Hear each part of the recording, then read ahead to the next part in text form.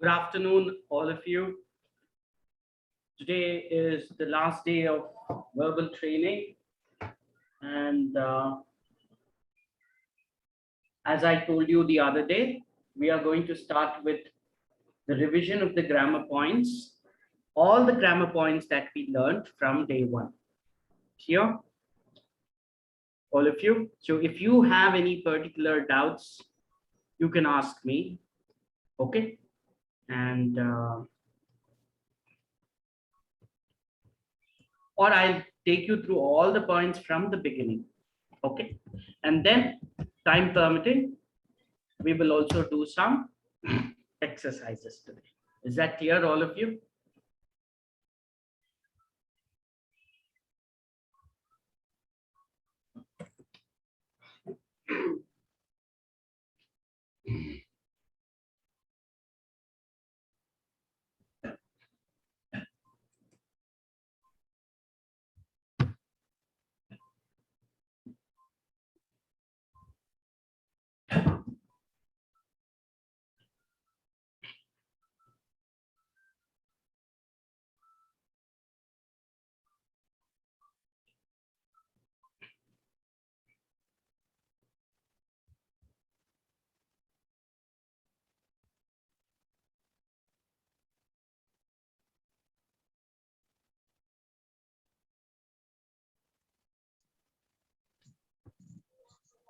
Strength is still low.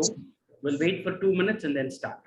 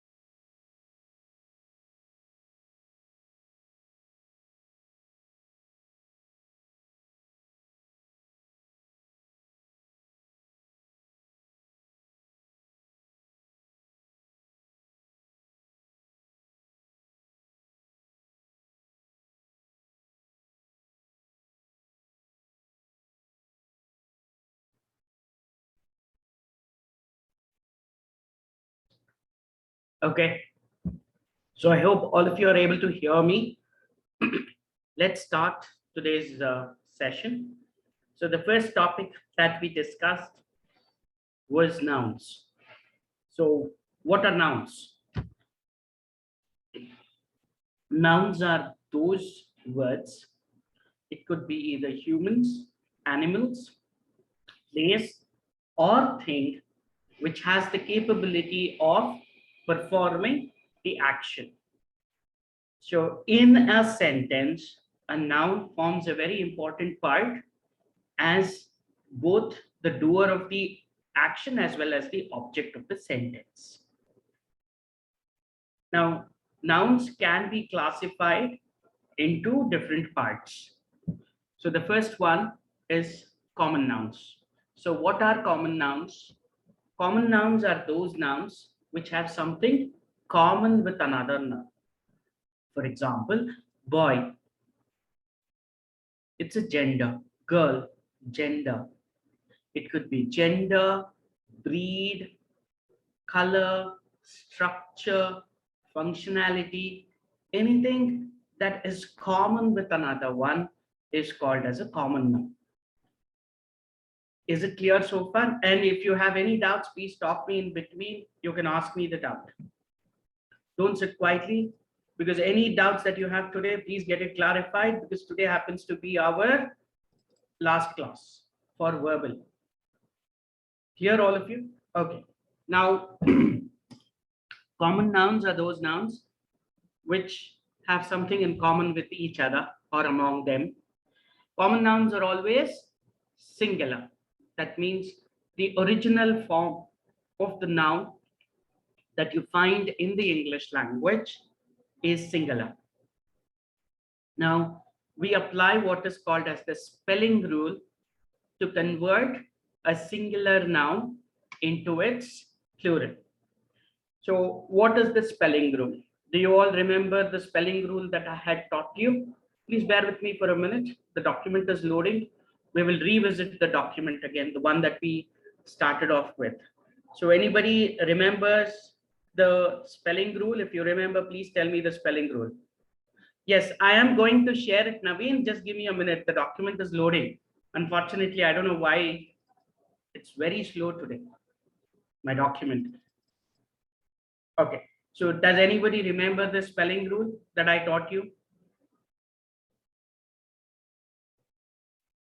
Do you remember the spelling rule? What was the spelling rule that I taught you the very first class when we started? I taught you all the spelling rule. What is the spelling rule? So it is a rule that we apply depending upon the spelling of the noun, the common noun. Depending on that, we add something to make a singular noun into its plural form. Okay, the document's loaded. 1 minute.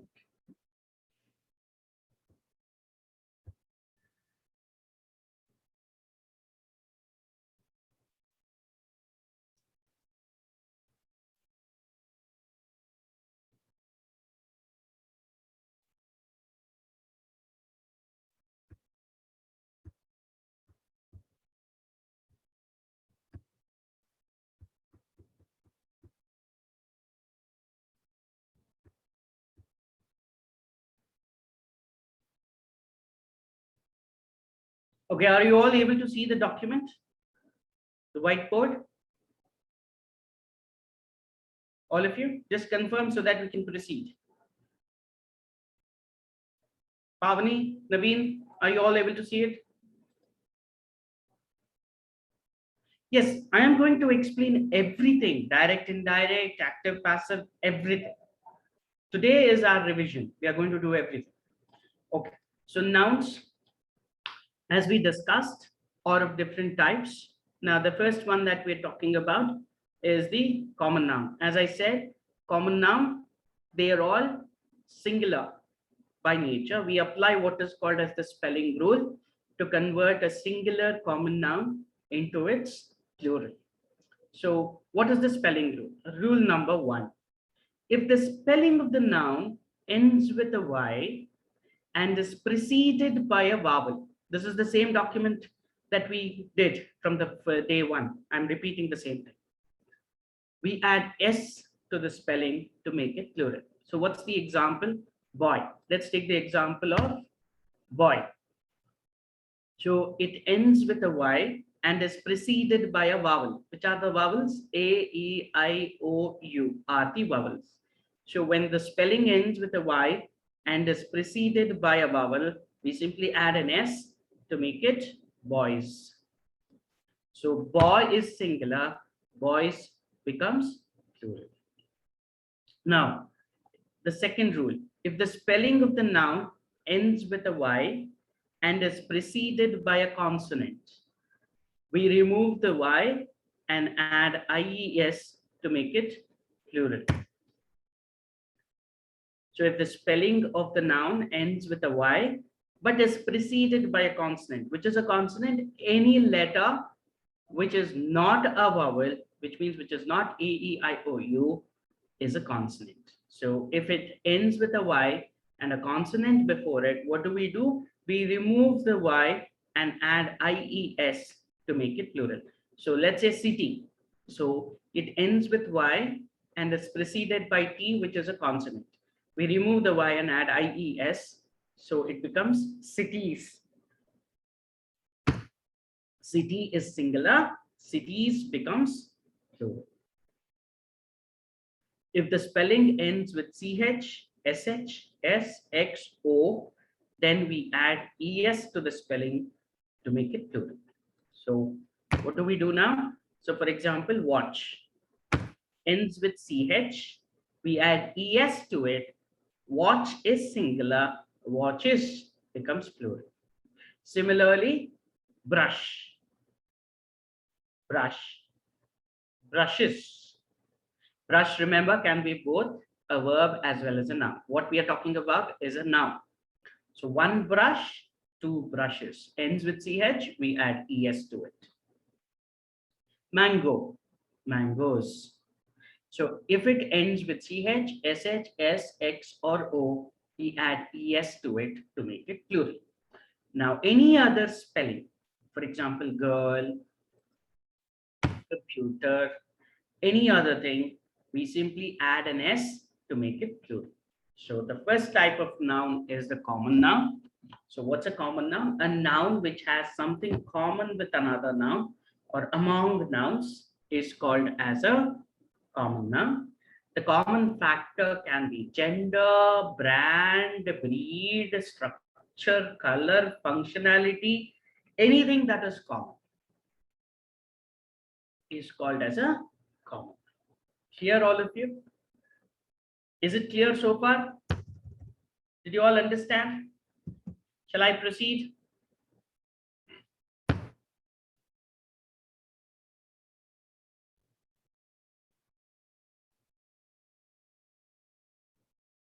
Okay.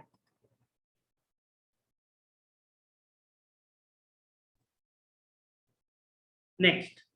So what is a common noun? Common nouns which have, so we discussed common nouns. Next is a proper noun. So what is a proper noun? When a common noun gets an identity of its own with a name, then it becomes a proper noun. For example, let us, and most often than not, proper nouns are usually names of people or names of places. For example, let's take the example boy. Boy is a common noun. And when we give a name to that boy, like Rakesh, then it becomes a proper noun. City. Now, Bangalore is a common noun. When we give a name to it, it becomes a proper noun. Clear, all of you? So, proper nouns are also singular in nature, but they cannot be converted into plural by adding the spelling rule. In order to make a proper noun plural, we add and to it. For example, Bangalore and Hyderabad, Rakesh and Suresh, because both are proper nouns. Or if you want to add any other noun to a proper noun, for example, boy Rakesh and his friends. Rakesh is a proper noun, friends is a common noun. So we still add and to it. For example, Bangalore and other cities. Bangalore is a proper noun, other cities is a common noun. Clear, all of you? So what is a collective noun? If it is clear, common and proper, I'll proceed to collective noun.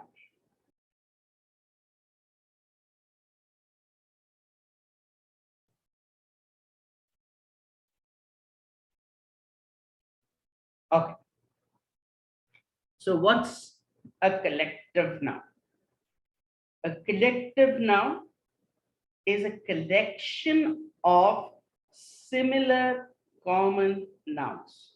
What is a collective noun? A collective noun is a collection of similar common nouns. So what do we mean by similar common nouns? For example, boy, student, monkey, flower,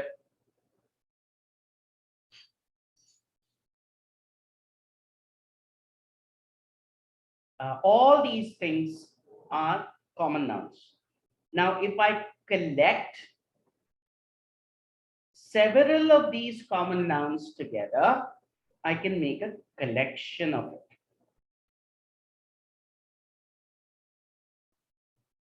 Okay, so what do I mean by that? For example, let us say students. You're all students to me. You're all common noun. Now, let's say I give names to each one of you. Pavani, Rakesh, Suresh, Akash, Naveen. I just start giving names to all of you. You become proper nouns. Now, before giving you names or before giving you an identity of your own with your names, you are still common noun to me. Now, I collect all of you inside a classroom. And then I say a class of students. What have I collected? What have I collected? I have collected similar common nouns together and given a name to that collection as a class of students. Now, let's say there are 10 monkeys on a tree. I collect all of them together, put them in a cage, and say a bunch of monkeys. I collect a few flowers, make a bunch out of it, and say a bunch of flowers.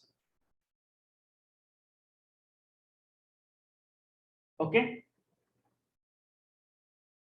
So similarly, I may collect a few dogs and say a pack of dogs, a pride of lions, a bunch of keys, a class of students, a group, a crowd. So anything where I have a collection of similar common nouns, I call it a collective noun. Remember, the collection, remember, the collection must be, the collection must be of similar common nouns. It cannot be of different common nouns. I cannot collect a dog, a cat, a monkey, and say a collection. No. If I have to make a collection, it must be a collection of similar common nouns, like a bunch of flowers, a bunch of keys, uh, a class of students, a bag of rice. It must be a collection of similar common nouns. That is when it becomes a collective noun.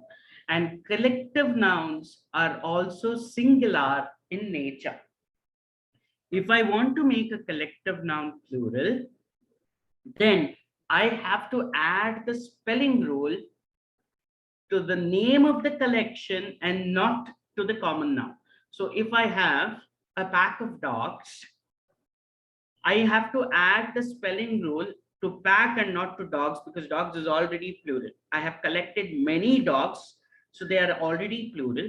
Now, if I have to make this collective noun plural, what should I do? I should add the spelling rule to the collection. So I should say packs of dogs. That becomes plural. So for a collective noun, in order to make it plural, I must add the spelling rule to the name I have given to the collection. Is that clear so far, all of you? See, packs of dogs, bunch of flowers becomes bunches of flowers. Is that clear? If you have any doubts, please ask me before I proceed. So we've covered three: common noun, collective noun, and proper noun. In these three, if you have any doubts, please feel free to ask me before I proceed.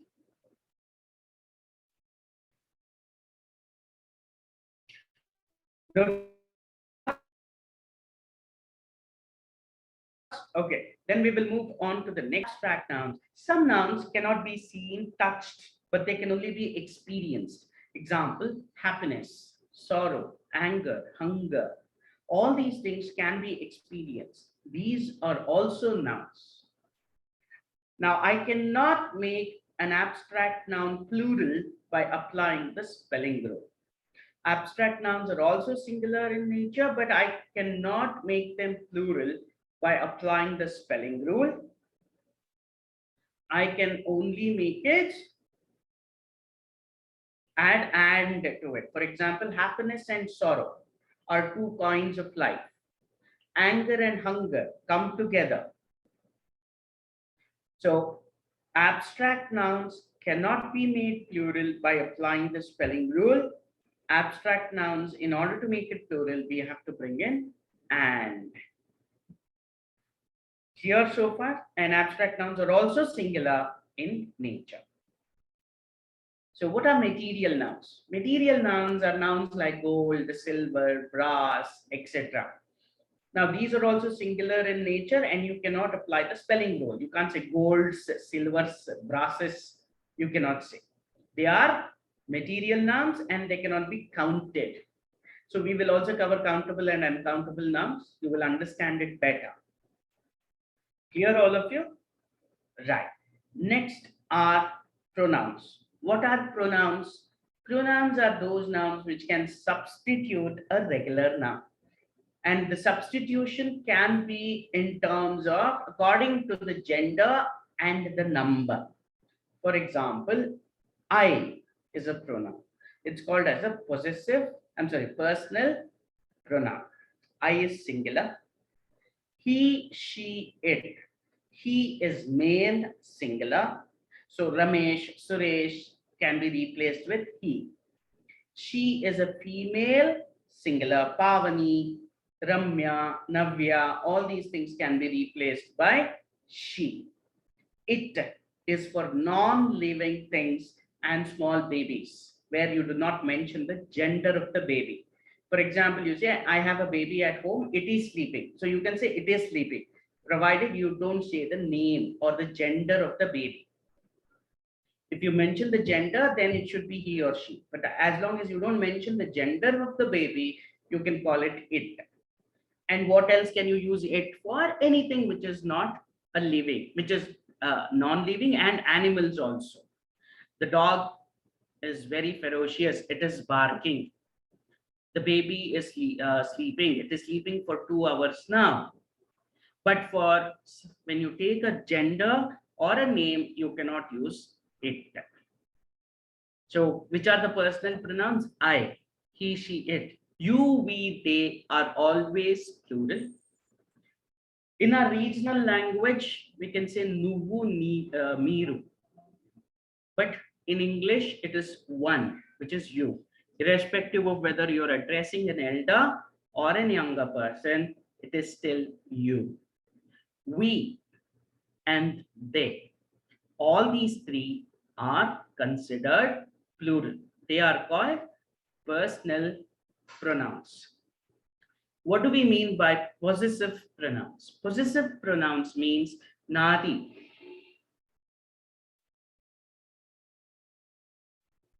manadi, valadi, dandi. So possessive pronouns are those pronouns which talk about possession. For example, I is a personal pronoun. The possessive pronoun of I is my or mine. When do we use my and when do we use mine? When I talk about whose, then I use my. When I talk about what first, then it becomes mine. For example,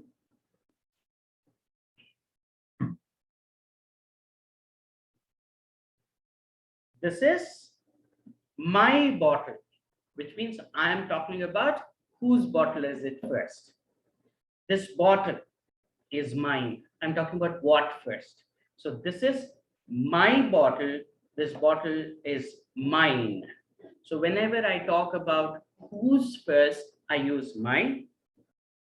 Idi na bottle. E bottle nadi. Na nadi. Mine. That's how you do it. Clear? I'll come to that, Renuka. I'll come to myself. Okay.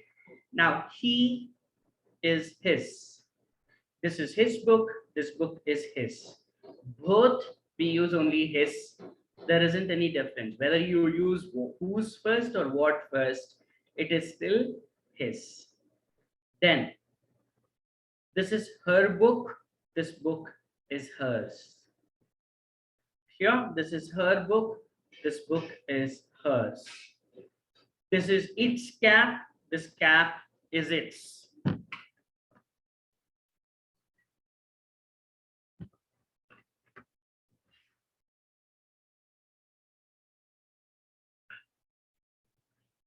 For personal pronoun you, the possessive is yours. ఇది నీ book, ఈ book నీది. ఇది మీ book, ఈ book మీది. This is we, ours. ఇది మా book, ఈ బుక్ మనది. They, theirs. ఇది వాళ్ళ బుక్, ఈ బుక్ వాళ్ళది. So this is called possessive pronoun. Right? The continuation of that would be for me or me. For I, it would be I, my, me. What is me? We use me with a preposition usually at the back of it. For example, for me, to me, with me, on me, towards me, against me, at me. So we use a preposition and then use me. So for me, na kosam. To me, naki. For followed by this noun is a beneficiary. Beneficiary ante emi. For example, I prepared notes for you. You here is the beneficiary. Nenu meeki notes prepare chesanu. Meeki iledu inka. But it is the beneficiary is you all. I prepared notes for you. I gave my notes to you. To you becomes the receiver. నీ కోసం వంట చేసినాను. I prepared lunch for you.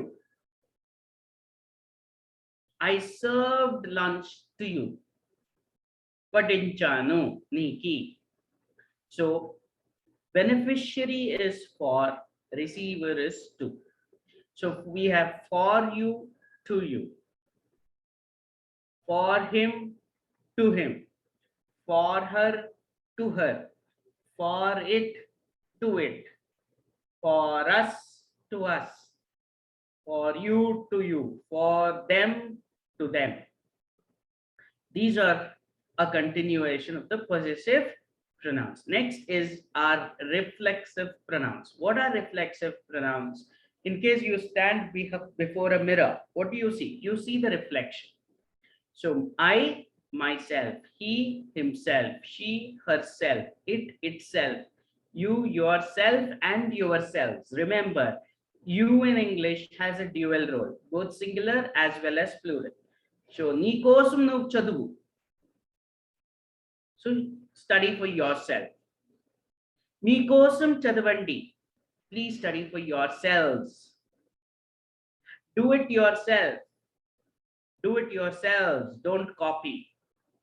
Ourselves, themselves. Ourselves and themselves don't have a singular. ఎలా అంటే hour అంటే మని, మనది, they, వాళ్ళది. So ourselves, themselves. So myself, what is myself? నా కోసం. I did it myself. నేనే చేశాను. వాడి కోసం వాడి కోసం చేశాను. For him అవుతుంది. He did it himself. తన తానే చేశాడు. ఎవరు హెల్ప్ తీసుకోలేదు. So this is called reflexive pronoun. In what context do we use it? When a person has done something on his own. For himself. To himself. He gave marks to himself. తనకు తానే marks ఇచ్చినాడు పేపర్లో. Exam పేపర్లో తనకు తానే marks ఇచ్చుకున్నాడు. So that's what we say. So I prepared the food myself. నేనే వంట చేశాను. Please do it yourself. నువ్వే చెయ్యి. So in this context we use the reflexive pronouns. So any doubt, please ask me.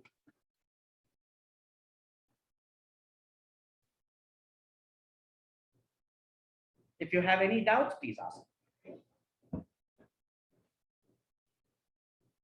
Any doubts so far? Before we proceed to countable and uncountable nouns.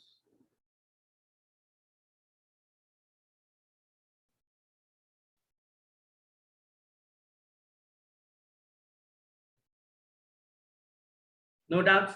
Shall I proceed to countable and uncountable nouns?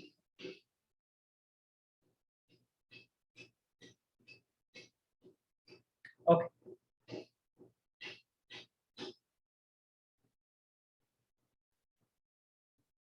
What are countable nouns? Countable nouns are all nouns which can be counted as 1, 2, 3, etc. are called countable nouns. Example, boy. One boy, two boys, three boys, etc. Uncountable nouns. All nouns which cannot be counted as 1, 2, 3, 4 are called as uncountable nouns. For example, water. I cannot count one water, two waters, three waters, not possible. Money is also considered uncountable. Why? Because we need a currency or a unit to count money. I cannot say one money, two monies, three monies, four monies. I can only say 1 rupee, 2 rupees, 3 rupees. So I need a unit to count money. And whenever you need a unit or a currency to count a noun, it becomes uncountable. For example, water. I cannot say one waters, two waters. I can say a bottle, two bottles of water, three bottles of water, one tank, two tanks, 1 liter, 2 liters, milk, 1 liter, 2 liter, one packet, three packets, petrol, 1 liter, a can of petrol.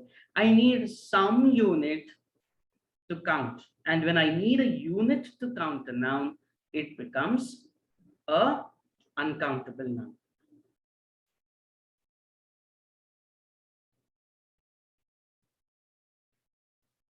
Okay.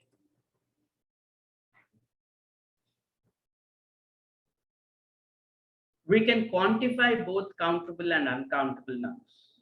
For example, a little. What do we use a little? When we express how much we have or how much we want. How much we have. Money can be counted provided you have a currency. So I give you a 10 rupee note. Do you say one note or do you say 10 rupees? So we need a unit to count it. That is called as uncountable. Money can be counted only if you have a currency to count it. Otherwise, you cannot count it. So how do we quantify nouns? A little. When we express how much we have or how much we want, we use a little. For example, I have a little water in the bottle. I want a little petrol to go to the bank. నా దగ్గర కొంచెం నీళ్ళు ఉంది, నాకు కొంచెం petrol కావాలి. So, which means whenever I express how much I want or how much I have, I use a little. Little. When do we use only little? We use only little when we express how much is enough or not enough, or how little is remaining. For example, little money is not enough to live in a city. Little milk is enough to make tea. Little water is left in my bottle. So when I express how much is enough or how much is not enough, then we use without a. When you express how much you want or how much you have, you say a little.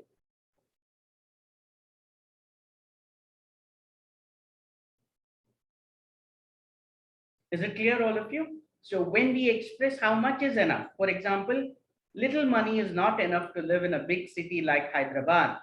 Little milk is not enough to make tea for 10 people. Little water is left in my bottle. I need it for the whole day. Don't drink. The little is used when we express how much was enough or how much was not enough, or what happened to the little that was there.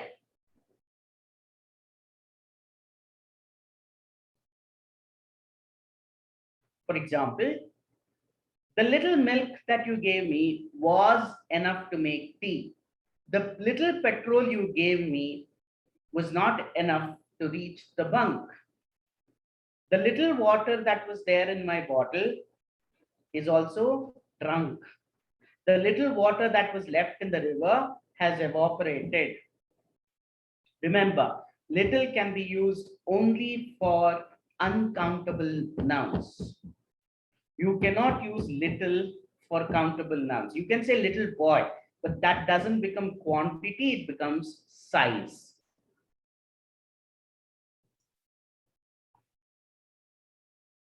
Clear, all of you?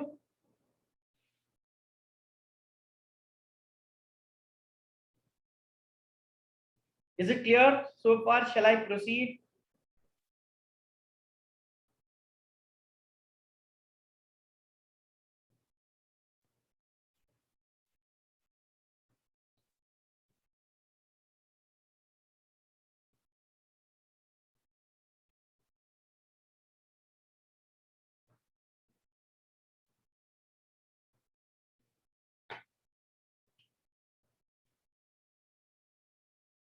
Clear, all of you? Okay, now let's go to countable nouns. How do we quantify countable nouns? A few. Instead of a little, for countable, we use a few. When do we use a few? We use a few when we express how many we have or how many we want. For example, I want a few volunteers. Naki konni volunteers lu kavali. I have a few pens with me. Na dagara konni pens lu unnai. But I cannot use little here because it's a countable noun. Pen is a countable noun, volunteer is a countable noun. Likewise, I cannot use few for uncountable like water or petrol. I cannot say I need a few waters. I need a few petrols. Not possible. A few is used only for countable. I want a few volunteers. I have a few pens with me. To express how many are enough or how many are not enough, we use only few without a. Few students are not enough to start a class. Few volunteers are enough. Few students are left in my class. కొన్ని విద్యార్థులు చాలు class start చేసేదానికి. కొన్ని మంది students లే ఉన్నారు. Few students are left in my class. So when you express how many are enough or how many are not enough and how many are left behind, we use few without a. Similarly with little, we just use little. Next, the few is used to express how many were enough or how many were not enough or what happened to the few. For example, few liters of milk are not enough. Few bottles of water are not enough. The few students who are in my class are sleeping. ఉండే కొంచెం students కూడా కొన్ని మంది students కూడా నిద్రపోతున్నారు. The few liters of milk that you gave me are not enough. The few bottles of water that we bought were not enough for the whole day. తీసుకున్న ఆ కొన్ని నీళ్ళ బాటిల్ కూడా చాలలేదు. So we can use some with both countable as well as uncountable. There is some petrol in my bike. There are some boys in the classrooms. Petrol is uncountable, boys is countable. So you can use some for both. Similarly, a lot of can be used for both countable as well as uncountable. There is a lot of water in the river. There are a lot of cars on the road. Any is used in a negative sentence or to ask question. Do you have any water? No, I don't have any water. Negative sentence. Elante no and don't only. Do you have any friends? Yes, I have a lot of friends. Or no, I don't have any friends. So any can be used only for a positive, I'm sorry, a negative sentence or for a questioning. Lot of can be used for both countable as well as uncountable. Some can be used for both countable and uncountable, whereas little is used for only uncountable, few is used only for countable. Do you have any doubts with nouns? That brings us to the close of nouns. If you have any doubts with nouns, please ask me before I proceed to verbs.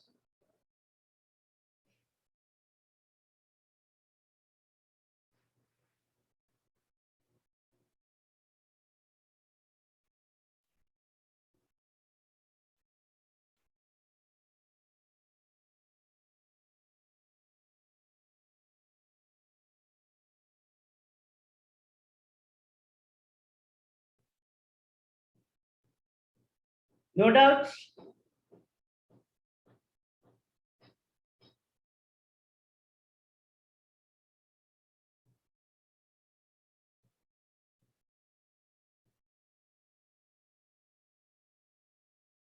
Shall we proceed to verbs?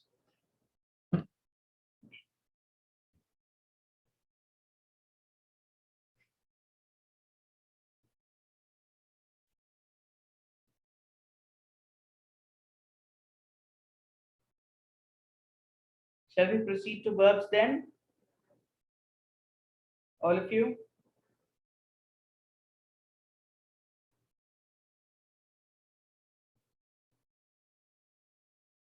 Okay. So what are verbs?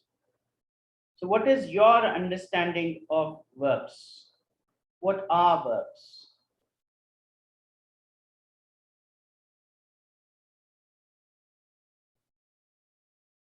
What are verbs? One of you please answer. You can type the answer. Let me see. You've learned what it is. What are verbs? Anybody? Akash, Pavani, Naveen?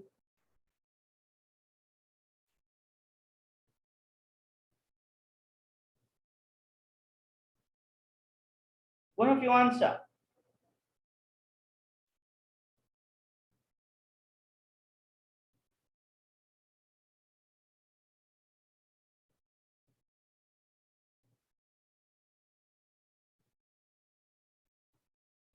Okay, very good. So verbs are those words in a sentence which speak about the action. So yes, very good, which describe the work. So now there is somebody who's doing the work. That will be a noun. So when there is somebody ready to do the work, there should also be a work, and that is denoted by the verb. Now let's understand verbs. Verbs are nothing but the words which denote action in a sentence. Now, every noun must have the capability to perform an action. So every sentence must also have a verb. Verbs can be action verbs like sing, dance, play, eat, run. All these things are verbs. There can also be helping verbs like am, is, are, was, were, will be. And they can also be having verbs like have, has, or had. Now let's talk about each one separately. Very good. Yes, they denote action in a sentence. So action verbs. Verbs which denote action are called action verbs. Verbs can also be singular or plural, but unlike nouns, in nouns, the original form of the noun was singular. We applied the spelling rule to make it singular. But in the verbs, it's vice versa. The original form of the verb is always plural. We make it singular by applying the spelling rule. For example, sing, dance, eat, run, study, play are all original forms of the verb. They are plural in nature. We can convert a plural verb into its singular by applying the spelling rule. For example, play is plural. We apply the spelling rule because it ends with Y and is preceded by a vowel. So we add S and it becomes plays, which is singular. Cry. So it ends with a Y. So we remove the Y and add IES. It becomes cries. Catch.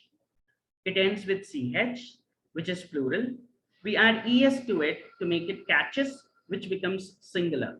Go ends with an O, is plural. We add ES to make it goes. So verbs are the opposite of nouns. Where nouns, original forms of nouns are always singular, the original forms, the verbs are always plural. Clear, all of you? Is it clear? Did you understand this concept? If you have understood, we'll move ahead.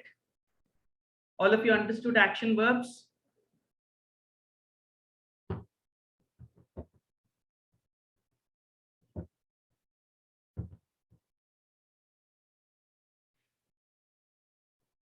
Shall we proceed?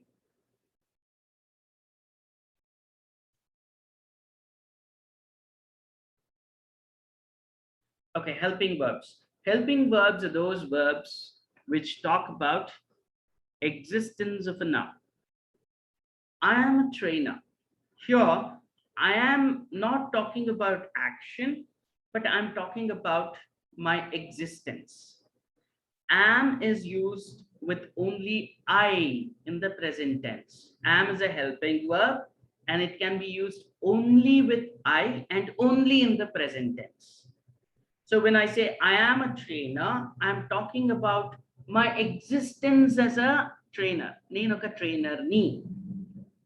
I am not talking about any action here. Action gurinchi matladutunaledu. I am talking about my very existence. Is used with he, she, it in the present, and it is always a singular helping verb. He is a teacher. Vaadu oka teacher. She is a doctor. Adi oka doctor. It is a computer. Idi oka computer. So is used with he, she, and it only in the present, and it is always singular. Are is used with you, we, they in the present and is always plural. Was is used with he, she, it, and I in the past and is always singular. Were is used with you, we, they in the past and is always plural. Will be is used with I, he, she, it, you, we, they, and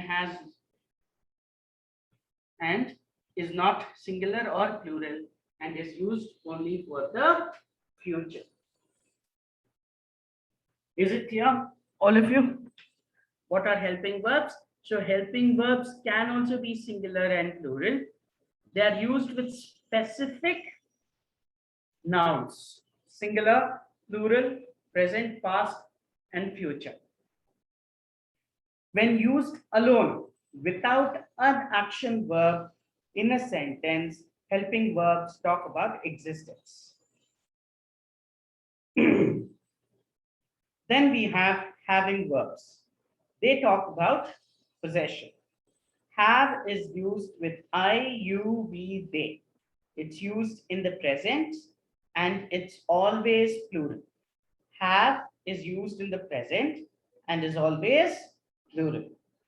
Has is used with he, she, it, used in the present and is always singular. Had is used with I, he, she, it, you, we, they, and is always past. Is that clear, all of you?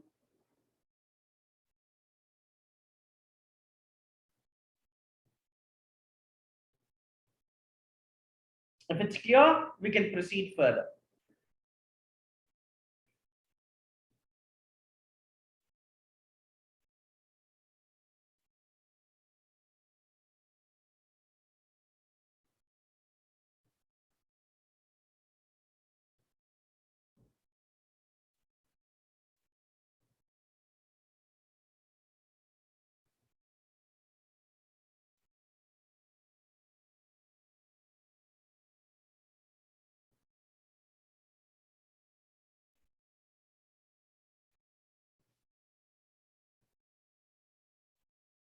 Shall we proceed?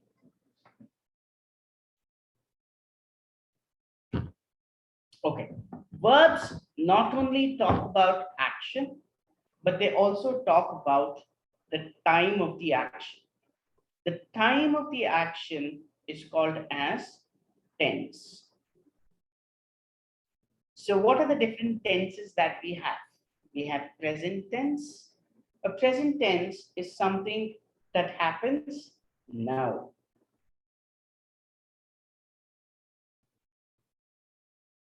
And present tense is divided into two: simple present and present continuous.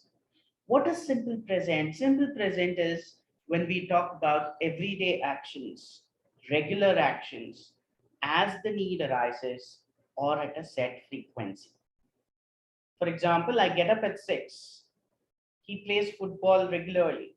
I go to the ATM when I need money. She goes to a temple every Thursday.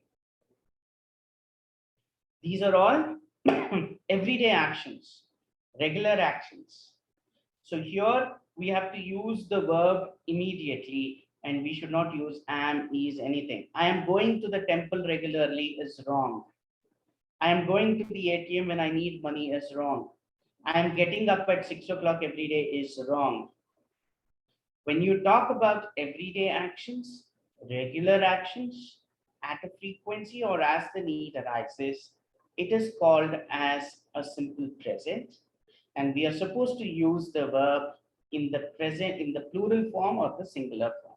So in a sentence, if you see only the verb used or the verb used in its plural or singular form, then it is a present tense sentence. So the moment you see the sentence like I go to the park every Sunday, it's present tense, treated as simple present. I attend classes regularly, simple present. I drink coffee 3 times a day, simple present. I go to the ATM when I need money, simple present. I talk to my parents once a week, simple present.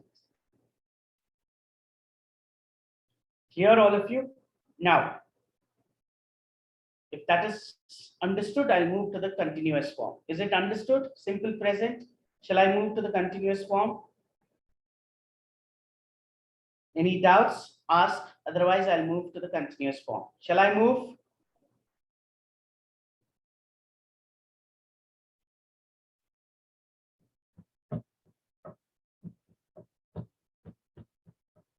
Pavani, Akash, Naveen, shall I move to the continuous form?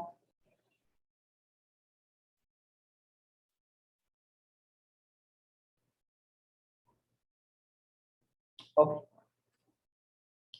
Now, continuous. What do we mean by continuous? Continuous means where something is happening at a particular moment. How do we form a continuous tense? By adding helping verb and the verb in the ing form. I am teaching now. So I have a helping verb in the present form and the verb in the ing form. Now, if I'm talking about present continuous, then all the helping verbs I use must also be in the present. So am is used in the present only with I. So it's appropriate to use am here. I'm teaching now. Its time is denoted by helping verb and action of the verb by the action verb. For example, I told you that verbs not only talk about action, they also talk about the time of the action. In a continuous structure, helping verb talks about time and action verb talks about the action. So am means present. So the sentence is present continuous. He is playing cricket with his friends. Is the helping verb, plays the verb in the ing form. Is present. So this sentence is a present continuous form. She's cooking dinner. is in the present form. Cooking is in the ing form, the action verb. So it's present continuous. We are learning verbal portion. Are is present, but plural. because be is plural. And learning is an action verb in the ing form. They are learning music. Are is a helping verb in the present tense, but plural because they is plural.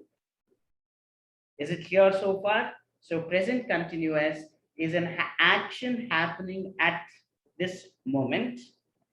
Time is denoted, that is at the moment, is denoted by the helping verbs am, is, are. An action is denoted by the action verb in the ing form. Is that clear so far? Shall I move on?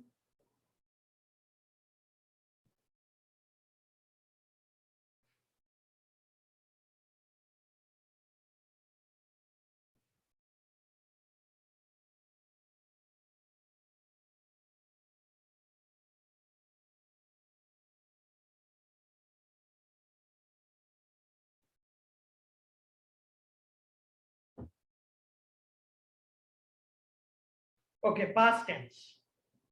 What do we mean by past tense? Any action that has happened in the past is past tense. It's a one-time action of the past.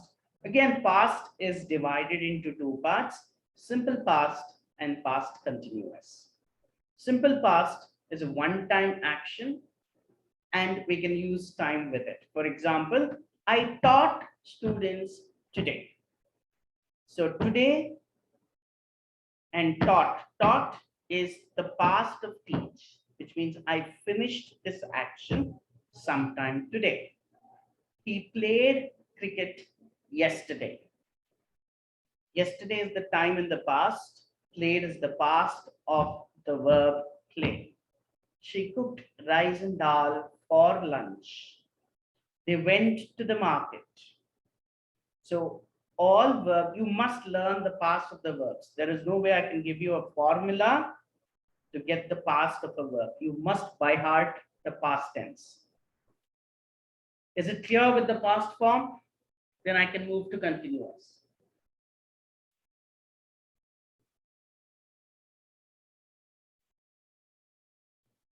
If it's clear, I'll move to the continuous form.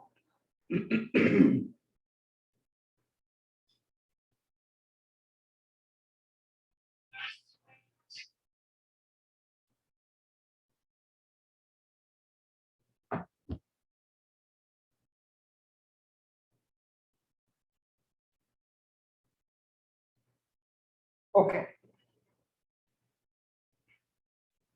Now, past continuous again is a continuous action that was happening or an action that was happening at a moment in the past.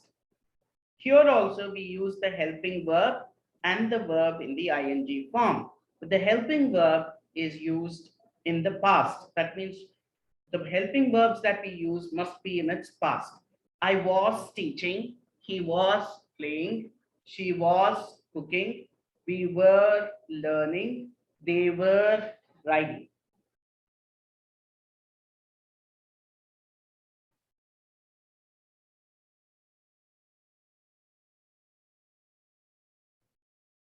Yeah.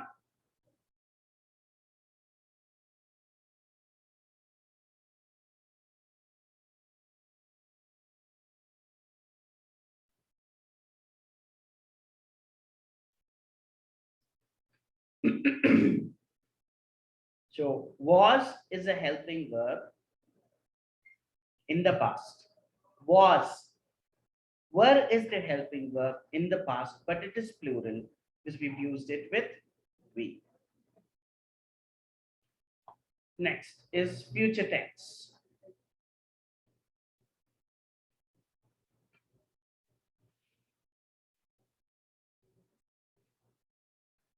Any action which will happen in the future is called future tense.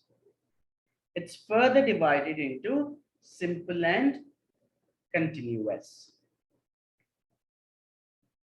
So simple is, I will teach you tomorrow. I will teach you tomorrow. So will is a future. and it's a one-time action of teach tomorrow. He will come next month. She will dance. They will go. We will learn. So all these things are a one-time action that has not yet happened, but will happen sometime in the future. It's a one-time action. So continuous will be in the future at one particular time, I will be doing this. For example, I'll be going to the market.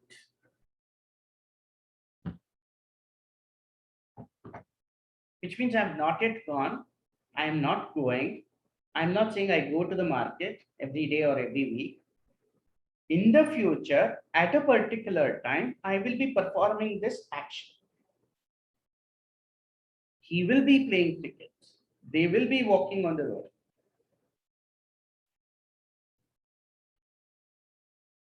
రేపు ఈ టైంకి వాళ్ళు cricket ఆడుతుంటారు. Now they are not playing. They were not playing. Or I did not say they will play. ఒకసారి ఆడతారు అనలేదు. ఈ టైంలో రేపు వాడు ఆడుతుంటారు.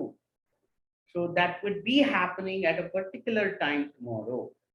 That is what it is. Is it clear? If it's clear, please let me know. I'll move ahead.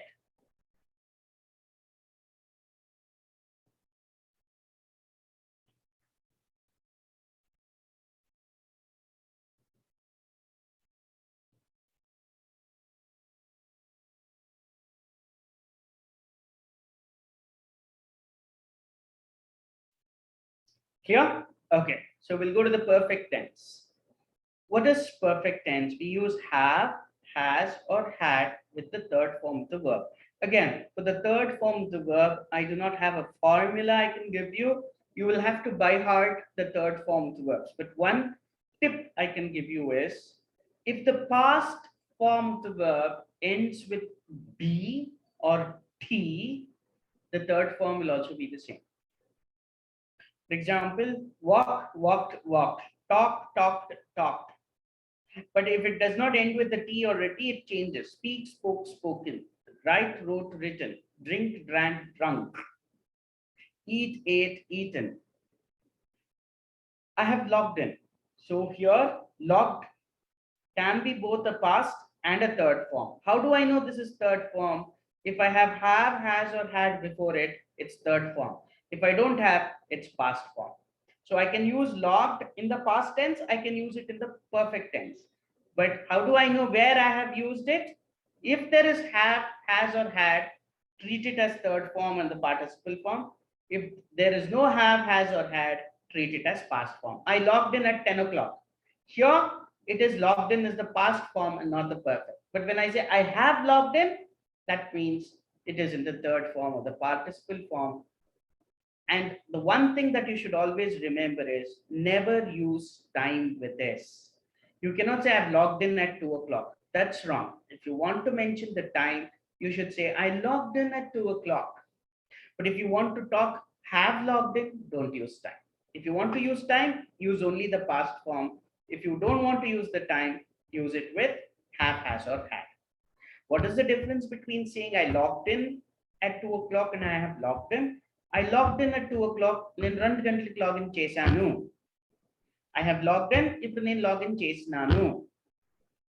That's all. But I don't mention the time. She has cooked lunch. అంటే lunch చేసి పెట్టింది table పైన, పోయి తినండి. The lunch is there, intact. We've learned French. మేము French నేర్చుకున్నాము. That means we have learned. He has played cricket for India. India ki cricket ఆడినాడు వాడు. That means he has the experience of playing for India. He played cricket for India last year. ఇప్పుడు time use చేస్తున్నాను last year. So I can say he played cricket for India last year.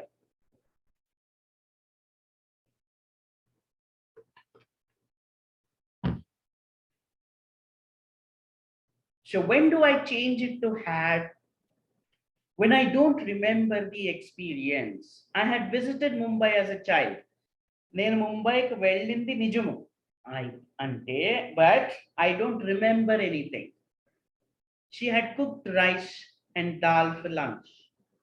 ఇప్పుడు ఆ rice and dal లేదు, ఎవరు తినాల్సిందో వాళ్ళందరూ తినేసినారు. ఇప్పుడు vessels అన్ని ఖాళీగా ఉంది, అంటే ఏమి కుక్ చేసిందో అది అది ఇప్పుడు ఖాళీ అయిపోయింది. ఇప్పుడు అట్లే ఉంటే టేబుల్ పైన, then we say she has cooked rice and dal, చేసి పెట్టింది పోయి తినండి. మీరు తిన్న తర్వాత ఎవరైనా ఆ వెజల్ చూస్తే she had cooked rice and dal for lunch.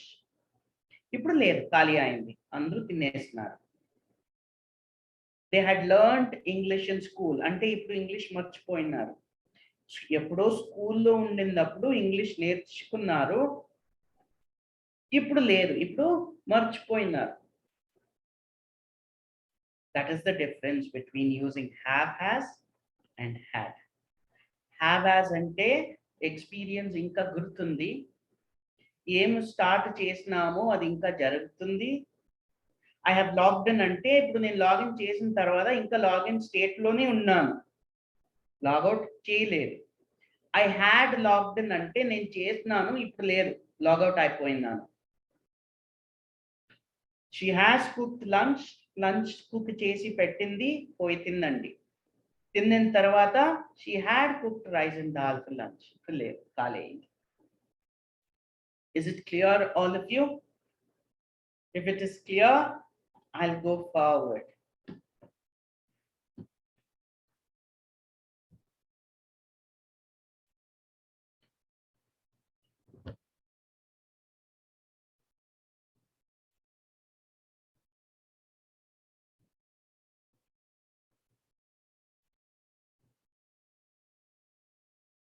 Okay. So continuous లో, పర్ఫెక్ట్ కంటిన్యూస్ లో ఫార్ అండ్ సిన్స్ వస్తుంది. ఎప్పుడు సెంటెన్స్ లో ఫార్ ఆర్ సిన్స్ చూస్తే మీరు the structure must be in has been, have been or had been structure. So I have been teaching for 2.5 hours. నేను 2.5 hours నుంచి నేర్పిస్తున్నాను. So ఇప్పుడు ఏమి టైం? 3:15. మేము ఎన్ని గంటలకు స్టార్ట్ చేసినాము? 2 గంటలకు స్టార్ట్ చేసినాము.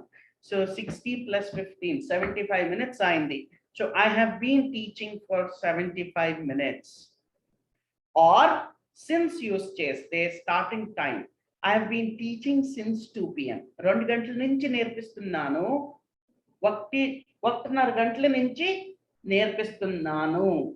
So when you use countable time, use for. When you use starting time, use since. కాబట్టి ఎగ్జామ్ లో మీరు సెంటెన్స్ స్ట్రక్చర్ లో for or since చూస్తే the structure must be in have been, has been or had been structure only. వేరే ఏ structure రాదు. Is it clear, all of you?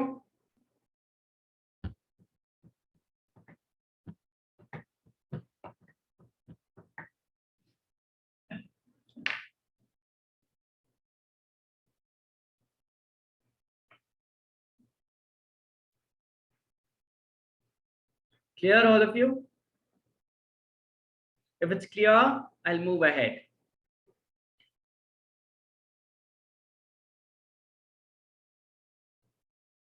Okay.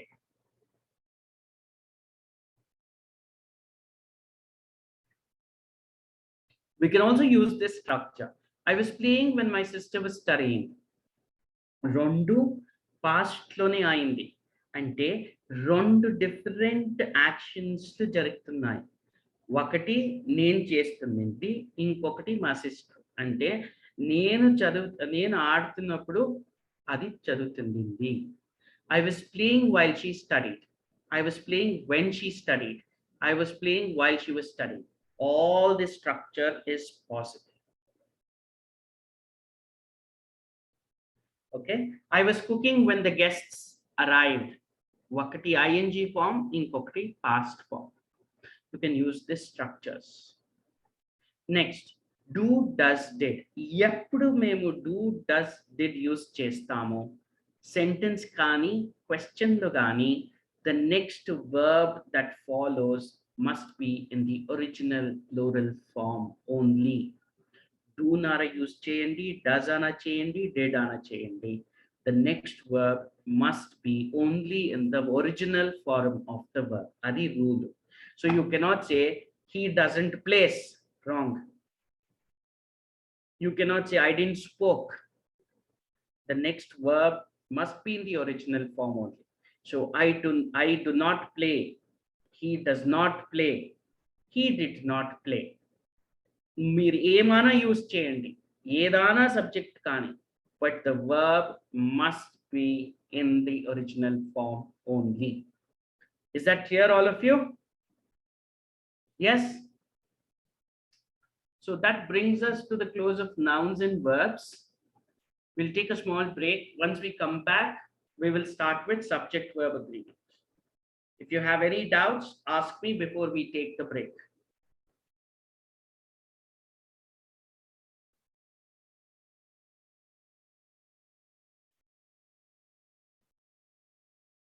No doubt? Shall we take a break? Okay, the time in my watch is 3:15. 3:30 we will be back, and then we'll complete the remaining part of revision. Clear, all of you? So let's meet.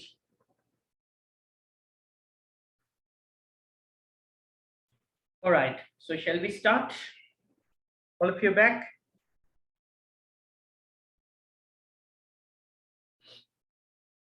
Let's start.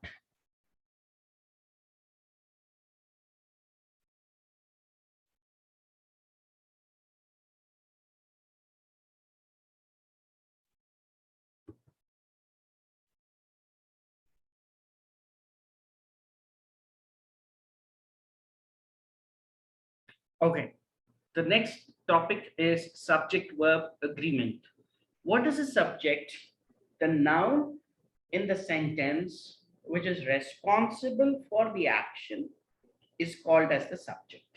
Example, Sanjay teaches his students every day. Now, who is doing the action here? Sanjay. Now, Sanjay becomes the subject of the sentence. Remember, there can be various nouns in a single sentence, but there could only be one subject, and that will be a noun always, but it performs the action. For example, in this sentence, Sanjay is a noun, students is also a noun, but the noun which is performing the action is the subject. So Sanjay becomes the doer of the action and therefore the subject. Chalapati College offers courses in engineering. Now, Chalapati College here becomes the subject. Now, verb, as we all have discussed, is the word which denotes the action. Now, there is always an agreement between the subject and the verb, and it is called as subject-verb agreement. Remember one important thing, I does not follow the subject-verb agreement. It's got its own rules.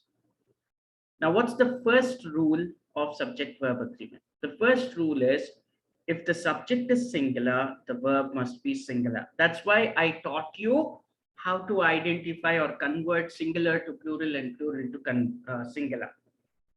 Yeah. So, for example, if I say, if the subject is singular, the verb must be singular. So, for example, if I take the sentence, he plays football every day. He is singular. According to the first, what should it be? He is singular, so verb must also be singular. So he plays football every day. Here.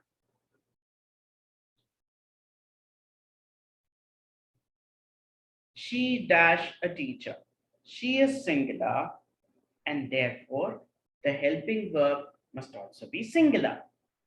So is and was are singular helping verbs. So this sentence can either be she is a teacher or she was a teacher. I dash a car. I is the subject, and I, even though I is singular, we decided that I will not follow the subject verb agreement. Therefore, it only takes the plural verb. So it becomes I have a car is correct. He dash a bike. He is a singular subject. The verb must be singular. So he has a bike is the correct sentence. What is the second rule? If the subject is singular,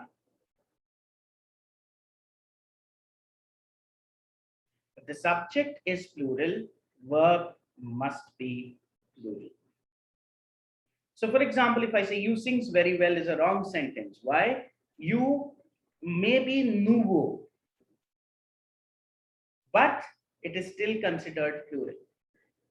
Whether you talk about nouveau or miru, it is still plural. So the verb also must be plural. What is the plural form of sings? Sing.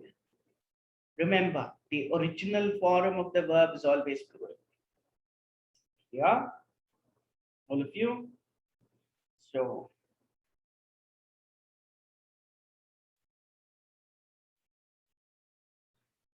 so the second rule says you is plural, verb must be plural. So subject is plural, verb must be plural according to the second subject verb agreement rule. We goes shopping every week is wrong because we is plural, goes is singular. So it should be we go shopping. You know, they plays cricket is wrong because they is plural, plays is singular. So it should become they play cricket is the correct sentence. The first two rules are clear. All of you?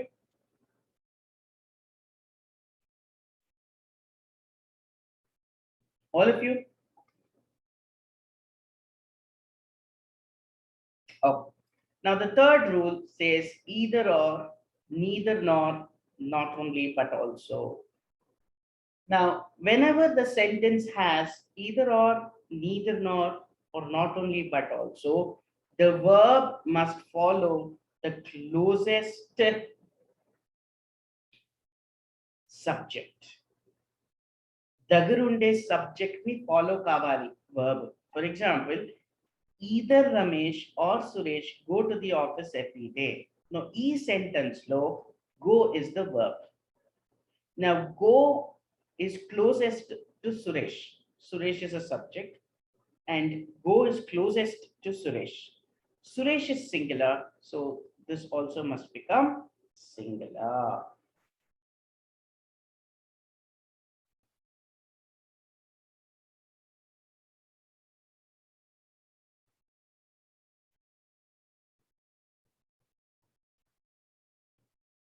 Similarly, neither nor.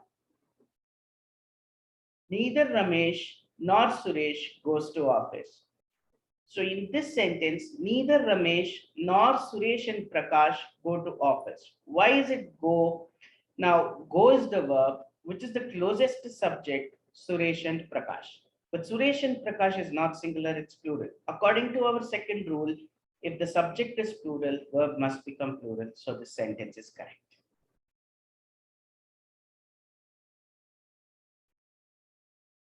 Clear? All of you? Is it clear so far?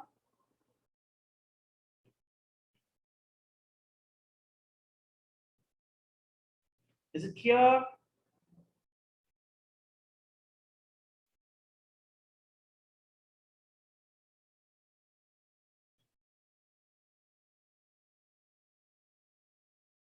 Okay. Now, when we say not only, the same thing. Not only Suresh and Ramesh, but also Prakash go to office. But go is the verb, the closest is Prakash, so it should become goes. This Prakash is singular. Is it clear, all of you?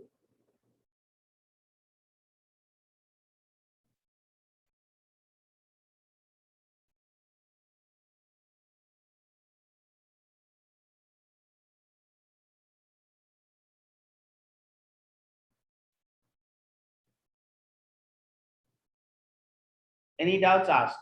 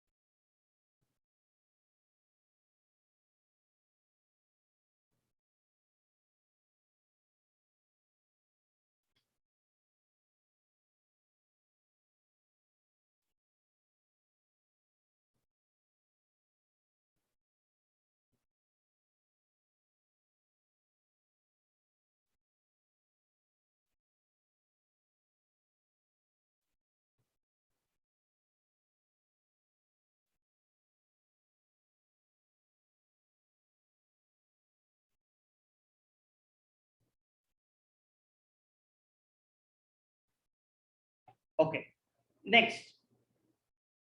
The fourth rule is subject plus as well as, along with, together with, including. When you have all these things, how does it behave? Now, whatever is with, as well as, along with, together with, including, we don't consider it as a subject at all.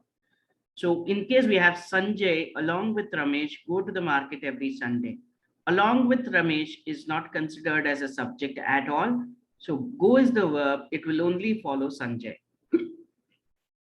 Sanjay is singular, so this also becomes singular. So it becomes Sanjay along with Ramesh goes to the market. Suresh and Ramesh as well as Prakash goes to the market. Now here what happens, we don't consider as well as Prakash as the subject. We consider Suresh and Ramesh as subjects, but they are plural. So the verb is goes, which is singular. It should follow Suresh and Ramesh. They are plural, so this should also become plural. So the correct sentence becomes Suresh and Ramesh as well as Prakash go to the market. The last rule is each, every, no, one of the, and none of the. When you have this structure, the verb will always be singular. Each boy in the class attends. Every girl studies well. No teacher comes late. But when you have one of the and none of the noun must be plural, but it is treated as singular. One of the students is no doubt plural, but the structure, the complete sentence, one of the students is singular. Therefore, the verb must also be singular. Here, all of you? Right, we've done this exercise, discussed it. If you have any doubts, please ask me, or we will go to the next topic. If you have any doubts, ask me, or we'll go to the next topic. So what is in doubt now? I've cleared the basic tenses, subject, verb. So do you want me to take you through active, passive, and direct, indirect? I think the rest and all are very easy. We've done a lot of exercises. So do you want me to teach you active, passive, and direct, indirect, and then we can do a paper or something? Clear? All of you? What else do you want? Which is in doubt? The basic structure I have taught you, where you get a lot of error spotting questions, terms and nouns, verbs and tenses, and subject verb agreement. So somebody wanted active, passive, direct, indirect. Shall we go there? Or shall we do some exercises? Is that better? Okay. We'll do active, passive, direct, indirect, and then probably we can go to what is that? Some exercises.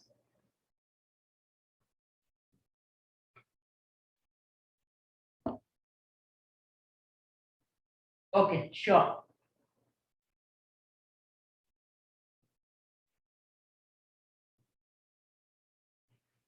Okay, what is an active voice?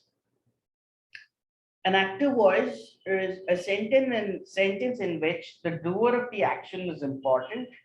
It's called as active voice. For example, Sanjay teaches students of Chalapati College every day at 2 p.m.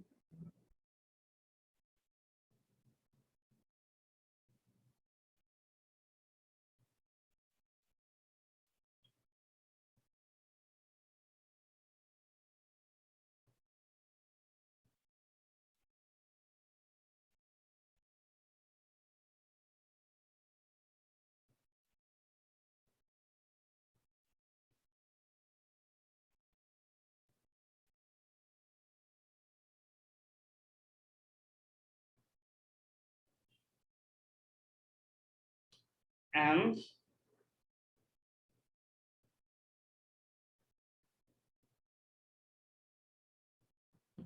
now, what is a passive voice? A passive voice is a sentence in which the action is important and not the doer of the action. In other words, the subject becomes passive. So if I say English is taught to students of Chalapati College by Sanjay, Here, Sanjay is passive and the verb is used in the passive voice. The results were declared yesterday. We are not bothered about who declared the results, but results were declared. Clear? Now, so what are the rules for converting a active voice into passive voice? The first rule is we have to identify the verb in the active voice. Then we identify the tense of the active voice. Then always start your passive voice with the word after the verb in the active voice, or in other words, the object of the active voice. Always use helping verb, which is according to the tense and whether the object is singular or plural. So let's look at it now. Akash visits a temple every Sunday. This is active voice. How do we know it is active voice? Because here, Akash is the subject and the doer of the action. Without Akash, this sentence is incomplete. Now, the passive voice of this becomes a temple is visited every Sunday by Akash. We've made Akash passive. That is, even if you don't use by Akash in this sentence, the sentence says a temple is visited every Sunday. It could be anybody who is visiting the temple. Sanjay taught adjectives to students yesterday. Is active voice. Why? Because Sanjay is the doer of the action or the subject. Now let's make Sanjay passive or inactive. Now, what is the verb taught? What form or what tense is it in? Past tense. So the adjective, we have to start our passive voice with the word after the verb in the active voice. Which is the word after the verb? Adjectives. So we start the passive voice with adjectives. Adjectives were taught to students yesterday by Sanjay. Pavani is learning voice today. Voice is being learned today by Pavani.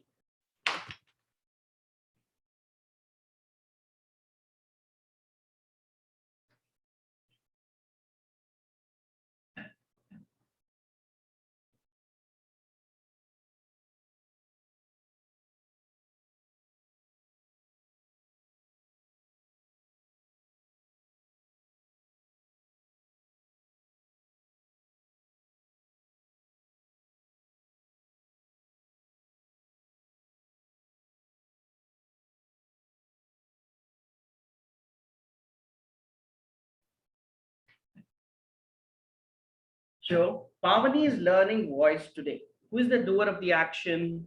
Pavani. What is the verb? We have two verbs, one the helping verb and the action verb. Now we know this is present. How do we know it's present? Because we've used is. Is a present. So what do we do? We say so, but we've learned in this rule that if the verb in the active voice, if the verb is in the ing form, we use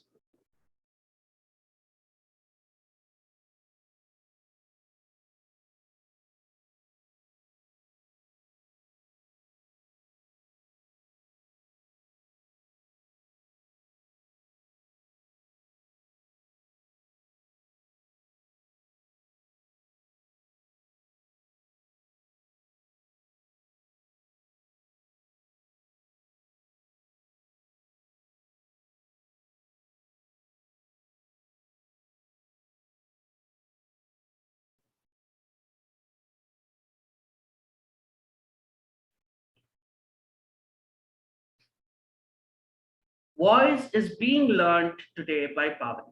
Akash was eating lunch at 2 p.m. Now here was is the helping verb and eating is the helping verb. Now this is past tense. Now which is the verb? Eating. So we start our passive voice with lunch. Now lunch is singular, so we retain was. Now the rule says that in the if the active voice has the verb in the ing form, then we have to use it in being. So lunch was being eaten at 2 p.m. Sanjay has given notes to his students. It's an active voice. Notes have been given by Sanjay to his students. So this becomes passive voice. Is that clear, all of you? So it depends. Now, for example, what else is the rule? It says that if in the active voice, the verb is in the third form, we introduce been. Let us look at some examples here. So Sanjay has given notes. Now, given here is in the third form. How do we know it's in the third form? Because we have, has, or had before it. The moment you have, has, or had, and followed by a verb, you should fairly assume that it's in the third form. But how do I know it's not passive voice? Because been is not there. In the passive voice, been is introduced between this and the verb to make it or indicate its passive voice. Now, if I say Pavani has written notes about this class, written notes for this class. So notes for this class have been written by Pavani. Now, why did it become notes have been? Because it is plural. But here it's has, but it changed to have because notes is plural, Sanjay is singular. Akash has eaten a lot of mangoes this summer. A lot of mangoes have been eaten by Akash this summer. Why? Because we're talking about plural. Is that clear, all of you? Any doubts in active passive? Please ask me.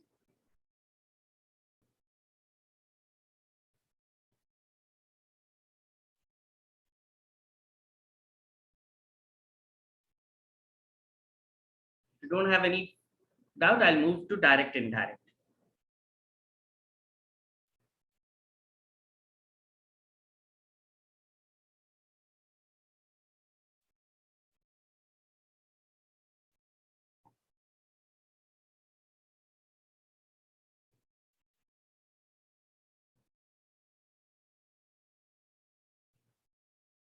Today is the last class for verbal section. We have class only for 10 days. So today is the last day. Tomorrow onwards, you will have only aptitude. So any doubt you have about English, verbal, ask me today.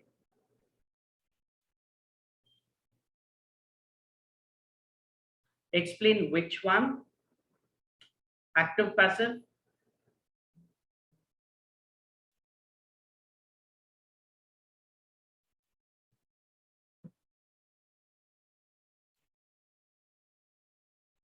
Okay. How shall I explain? But I think I should be taking some examples and then explain it to you. Just give me a minute.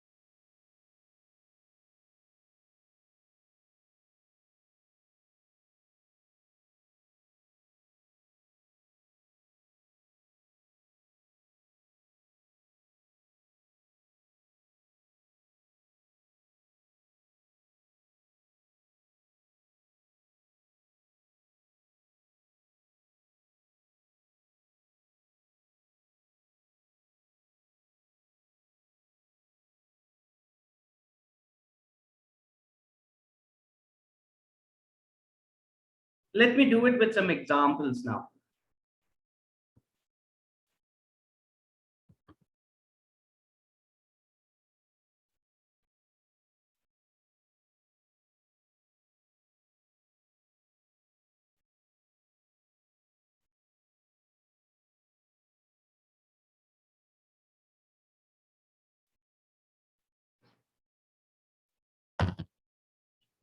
Okay, now let's take this example. The Polish got a notorious thief. Now, who is the subject? Who is the subject here? The police. What is the action verb caught? What tense is it? past tense. Now, which is the word and object of the sentence? A notorious thief. So, what do I start my passive voice with? I start with the object. So, I say, a notorious thief. Now, a notorious thief is singular or plural? Singular. Now, this tense of the original is in past tense because we've used caught, not catch. So I have to use the helping verb was. Why did I use was? One, because I'm talking about past. Second, notorious thief is singular. So a notorious thief was caught by the police. Now the subject becomes inactive or passive now. Next, if I say the dog was barking at the strangers passing by.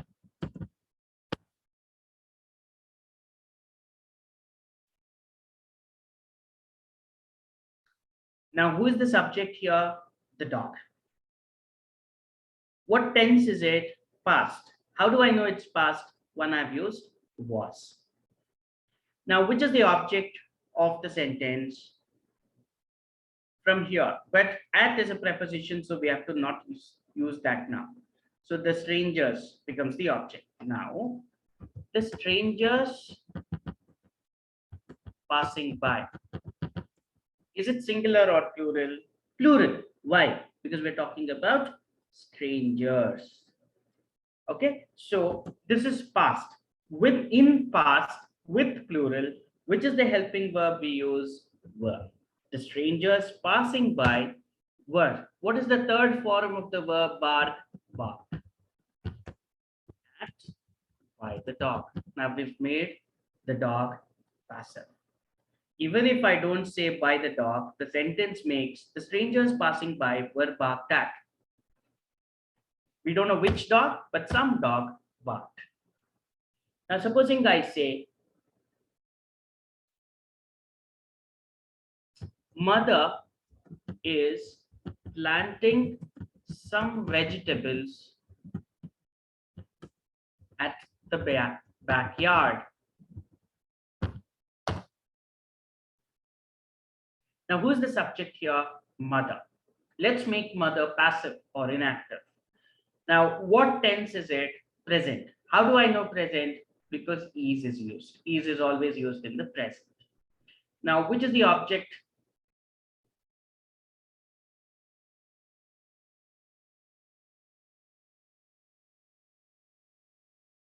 Some vegetables. Why? Because it's after the verb. Some vegetables. Now, some vegetables is singular or plural? Certainly plural because we're talking about vegetables. Now, this is present tense, so it should be some vegetables are.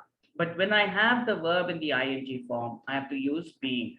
Some vegetables are being planted at the backyard by mother. Clear, all of you?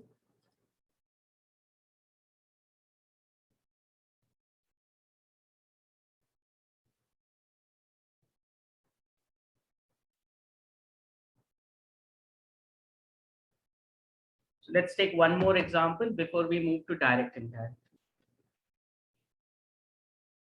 The villagers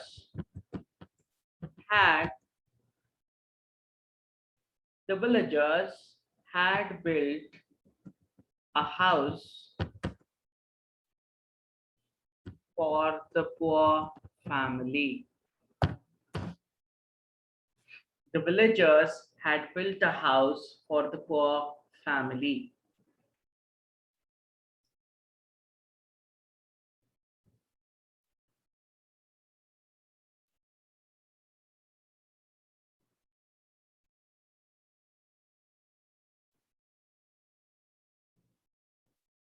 Now, who is the subject? The villagers. Let's make the villagers passive now. How do we make it passive?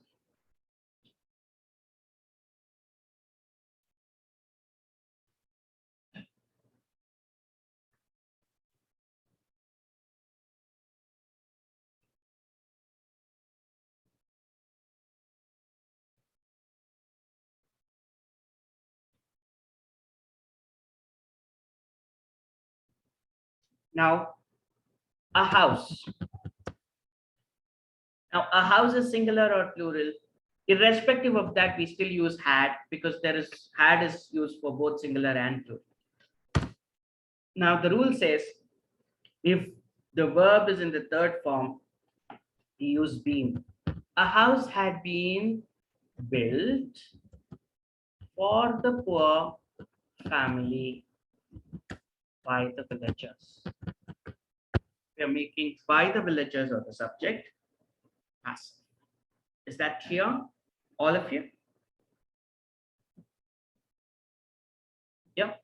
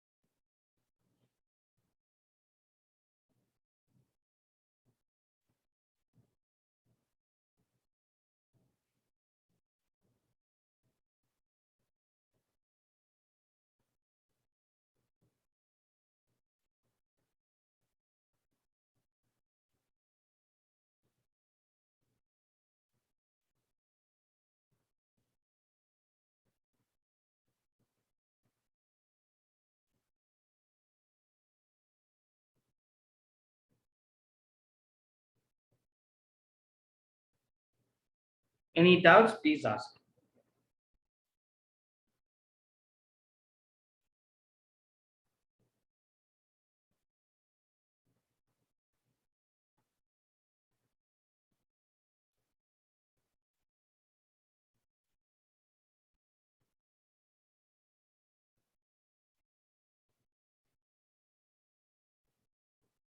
Yes, had been built by the villagers. That's what.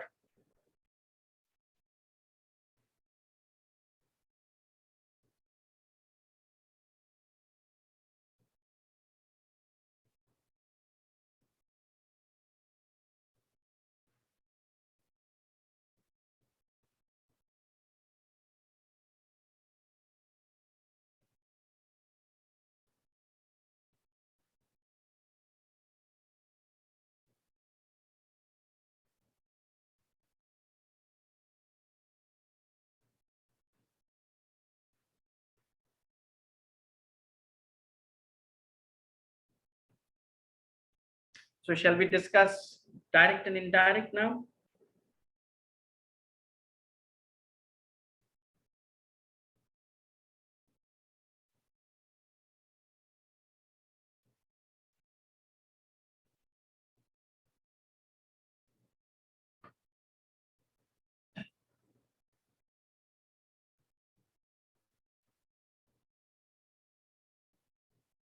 Okay.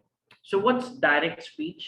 A direct speech is a real-time sentence, something that is told to somebody by someone. For example, I'll give you exercises tomorrow. It is something that I'm telling you real time. Indirect speech is something that is reported or ఎవరికి ఏం చెప్తున్నారు అని report చేసేది కొంచెం time తర్వాత that becomes indirect speech. అంటే ఇప్పుడు I'll give you exercises tomorrow.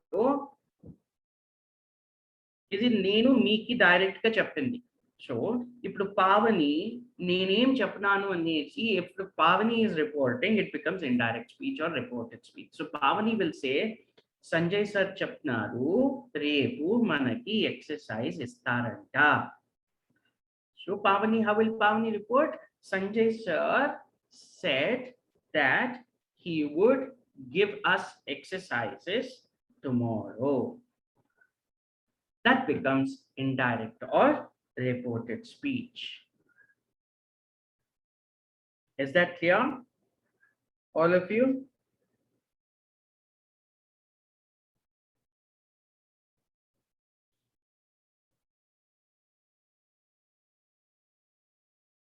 Clear? All of you? So let's look at the rules.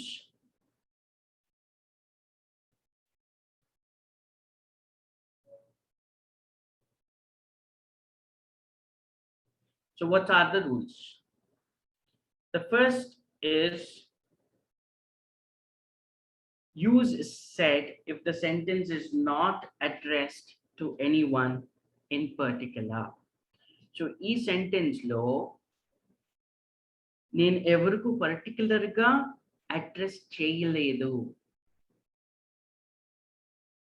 I simply said I will give you exercise. ఎవరికి చెప్తున్నాను నాకు తెలియదు, అందరినీ చూసి ఒకేసారి చెప్తున్నాను.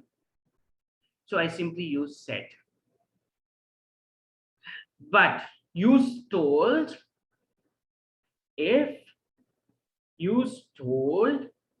if I have mentioned it to somebody in particular. For example, Pavani, I will teach you exercises, or I will teach you grammar tomorrow. నేను ఎవరికి చెప్తున్నాను ఇక్కడ? పావనికి చెప్తున్నాను. So now what happens? I cannot use said. I'll say Sanjay told Pavani that he would teach grammar the next day. If somebody else is reporting, if Pavani herself is reporting, then she will say Sanjay told me that he would teach me grammar the next day.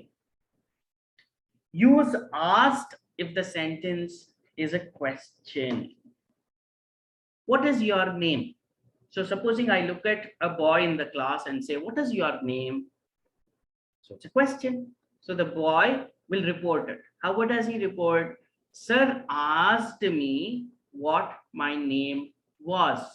In indirect speech, all the verbs must change to past. Use requested if the sentence has please. So if I say, Akash, please give me your notes. There is please, and I've addressed it to Akash. So how do I report it now? Sanjay requested Akash to give him his notes. Clear? All of you?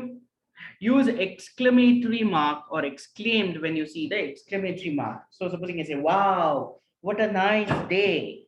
It's an exclamation and it's joy. So I say, Sanjay exclaimed with joy that it was a good or a beautiful day. What are the other things you need to keep in mind? The verb must change into past.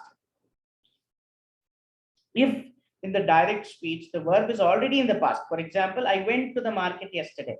It's already in the past. So in the indirect, it should change to had plus V3. Sanjay said that he had gone to the market the previous day. Will and shall should change to would. Can should change to could. May should change to might. Should, must, and would and could remain as it is. Tomorrow must change to next day. Yesterday to previous day. Today to that day. Here to there. Now to then. This to that. Universal truths remain the same. So for example, I will log in at 2 p.m. tomorrow. Sanjay said that he will must change to would log in at 2 p.m. Tomorrow must change to the next day. Akash said, sir, please explain again. Akash requested sir to explain again. Pavani, sir, I can answer this question. Pavani told sir that she can must change to could. Could answer this changes to that question. Are you able to hear me? Sanjay asked us if we were able to hear it. This should come, sorry, Arila.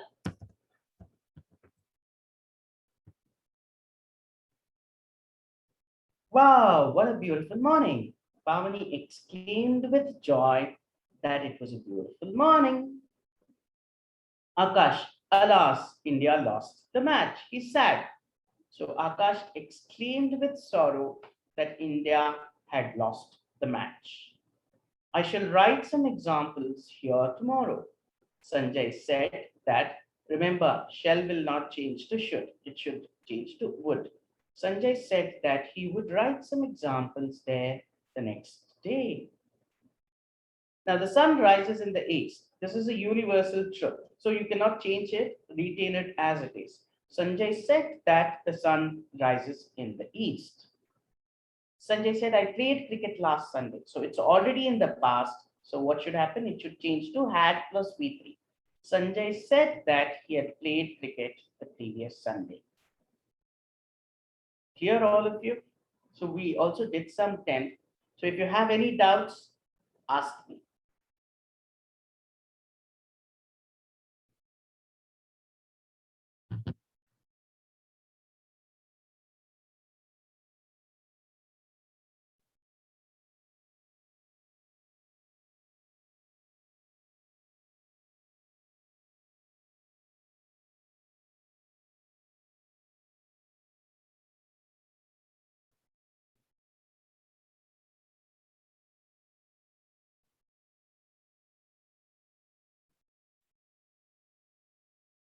Clear, all of you?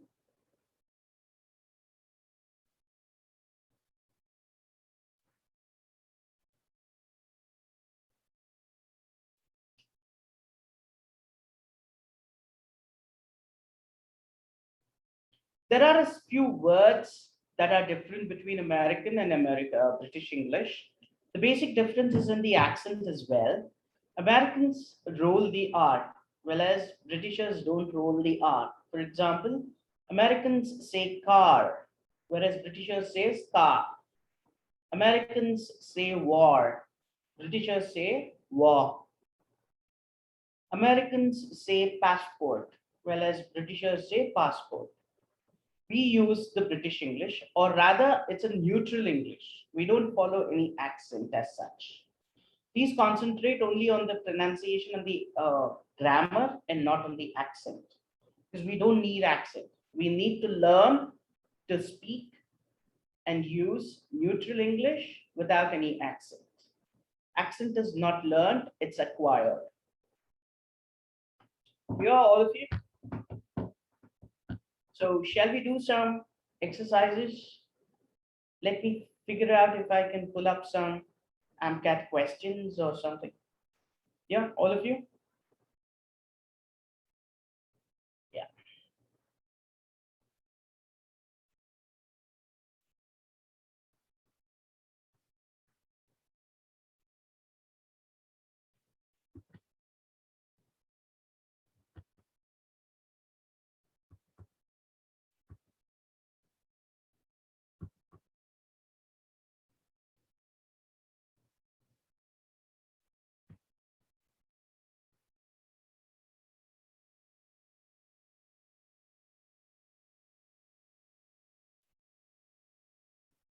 Let me find out.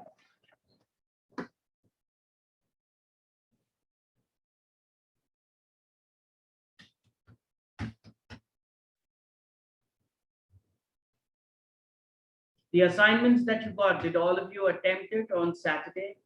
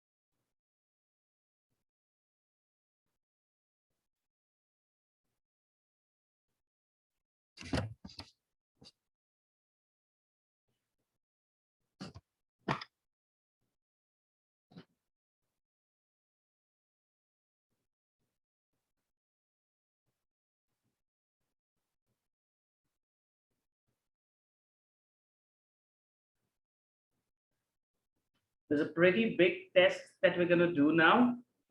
So the remaining, if you're able to do it, fine. The remaining, I'll post it as an assignment for you today.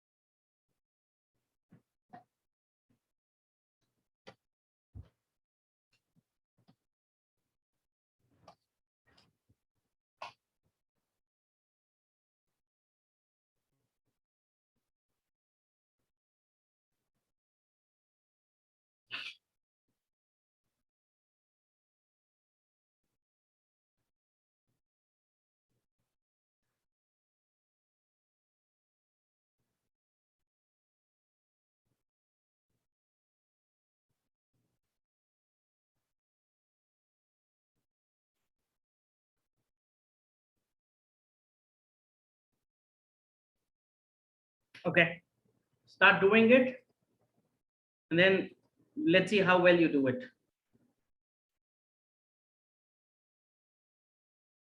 The first three questions, first to answer, and then I'll scroll it down. Akash, you'll have to let me know once you finish the first two. Then I'll scroll down.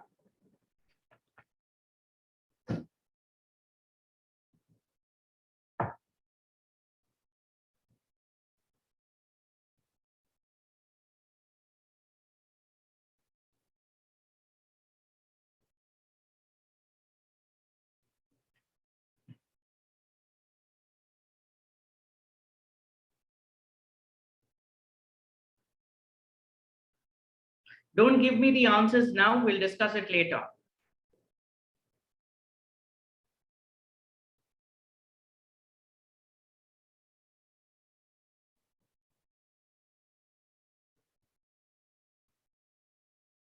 So these four words that are marked in red for the fourth question, music, downstairs, get, any.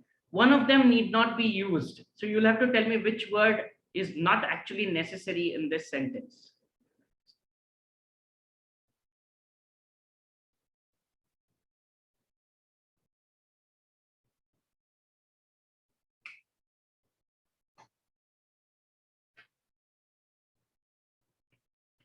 Tell me when to scroll down, Akash. I'll scroll down.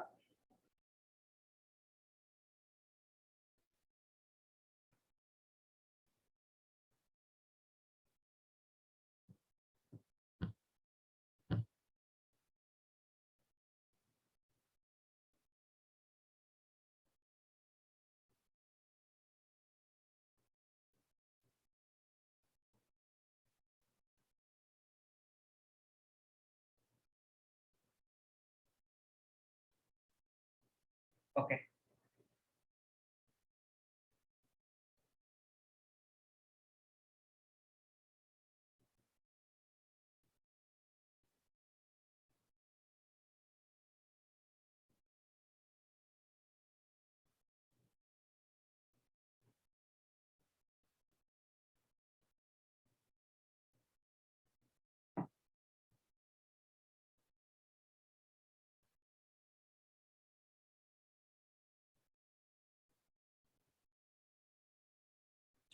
Sure, also, are receivable balance assets. One is not required. You should tell me which is not required.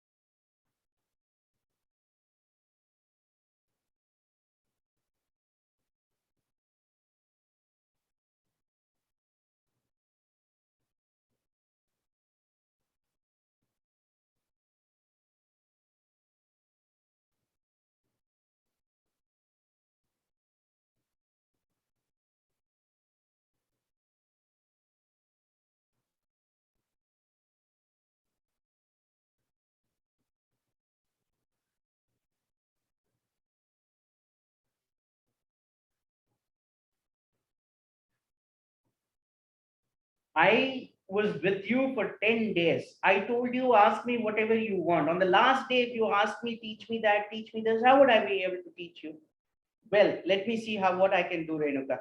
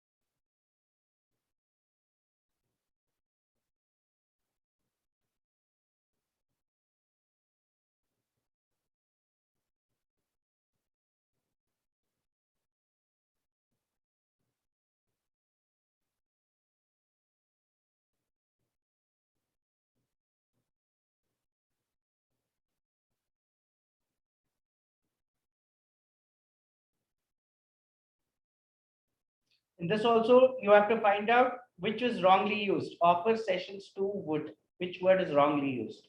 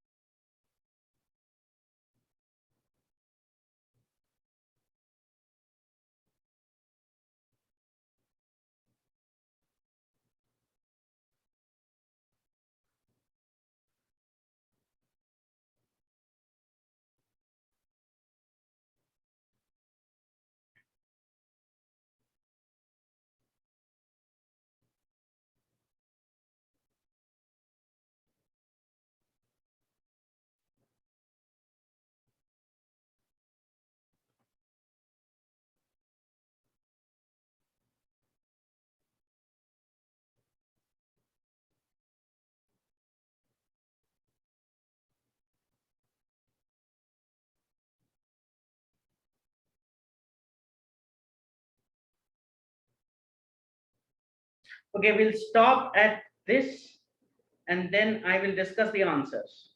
The remaining I'll send it as an assignment.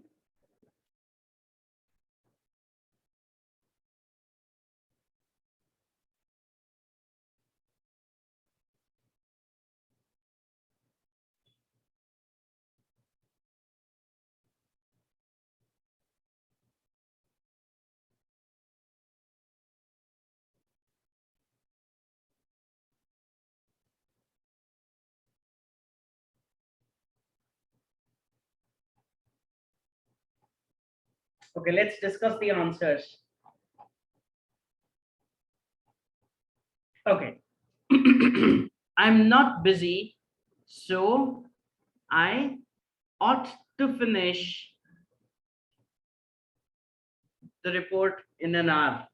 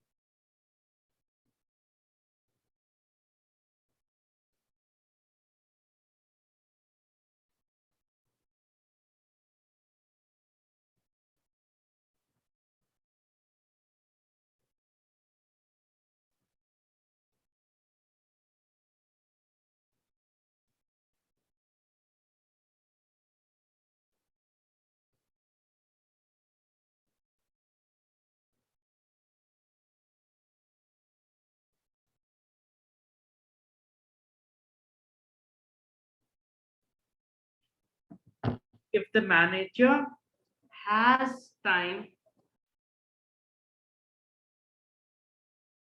to meet with you,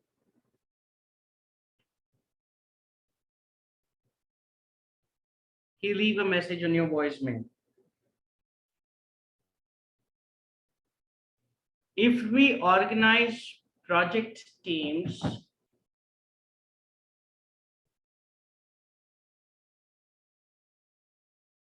we can bring together people who the music downstairs. Downstairs is not required here.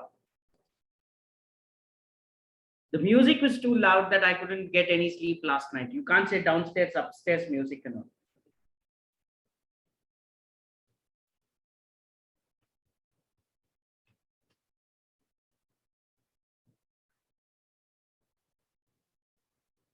Our accounts receivable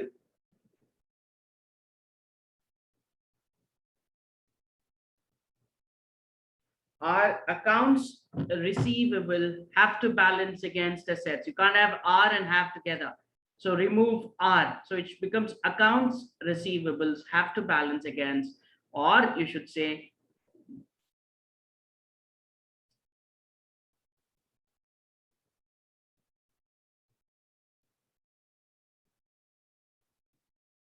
sorry, remove have. I think you should remove have. So if you remove have, our accounts receivable, yeah, remove are and change this question mark to full stop. Greg said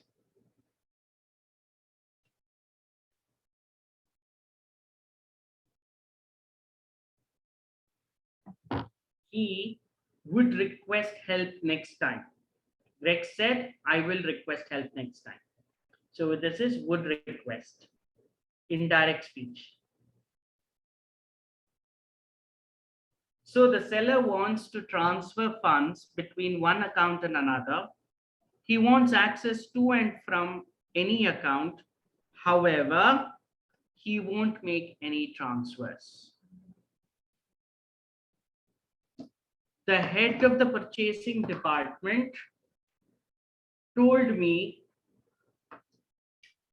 send out this order as soon as I possibly could. The head of the purchasing department said, you send out this order as soon as you possibly could. So it should be what?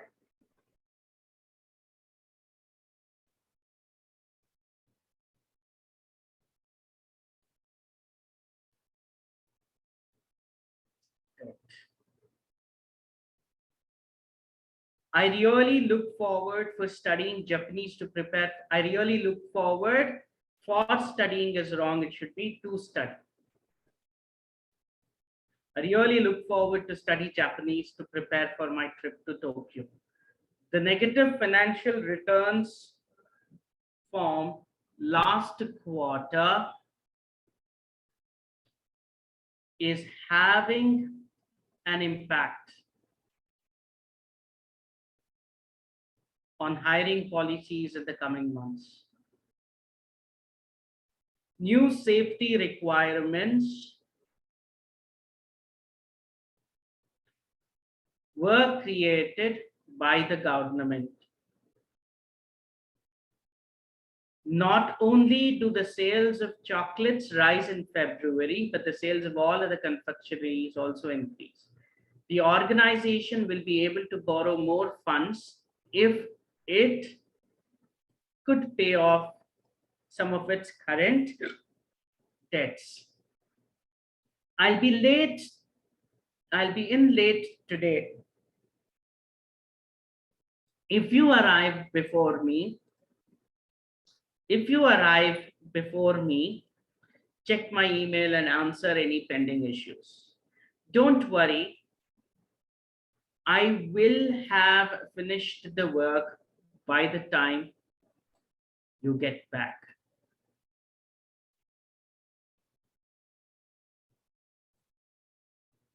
If we offer training sessions to our employees, they would learn more quickly. So if we offer, so would is wrong here. It should be they will. Ever the schedule is changed on short notice, people get upset. Ever is wrong. It should be whenever. I really can't say whose computer that is.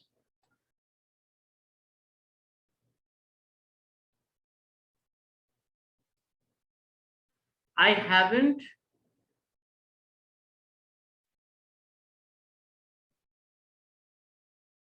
So you can't use never with haven't. I haven't ever been to Canada. The boss asked whether anyone wants to participate in the project, but few volunteered.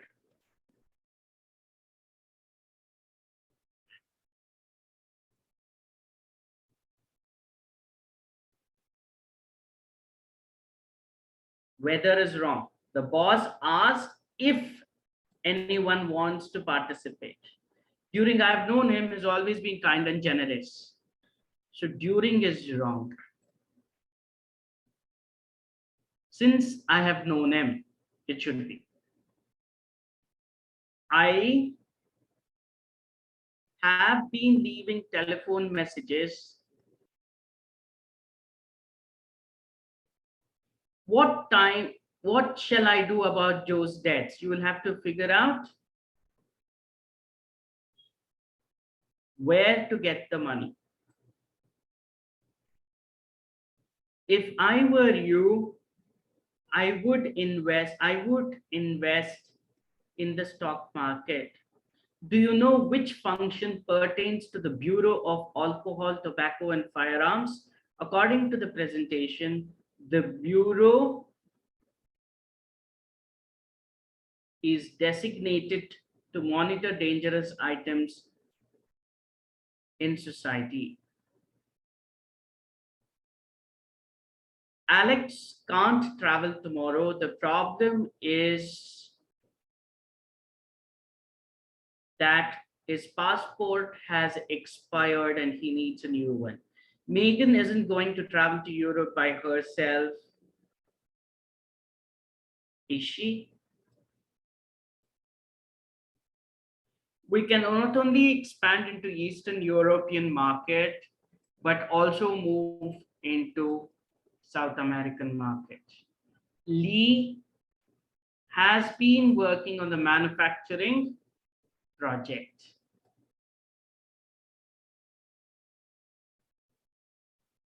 Not the problem is about, the problem is that. Okay, I think that is where you did. The remaining I'll send it as an assignment. You people can do it. Okay, so it was wonderful journey of 10 days teaching you people. I really enjoyed teaching. Hope you all also enjoyed the sessions. So if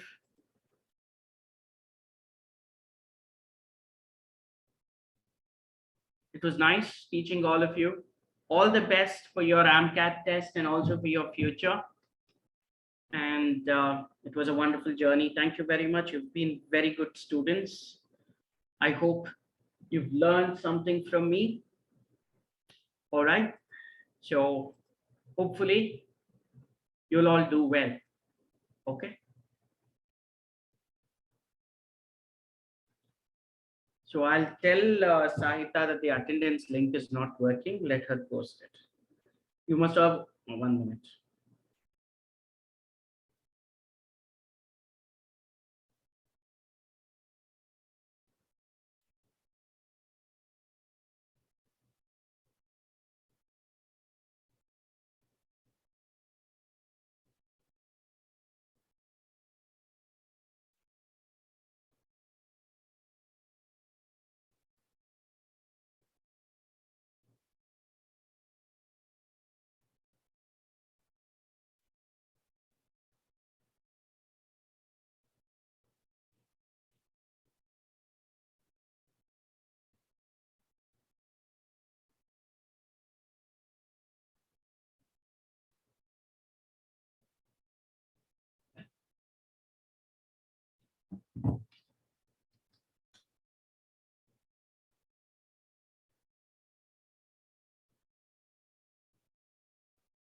Okay, I've messaged Sahita.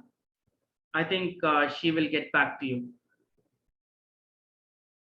Yes, thank you very much for all your support. You've been very good. And please continue to do well. Okay. And all the best for your future.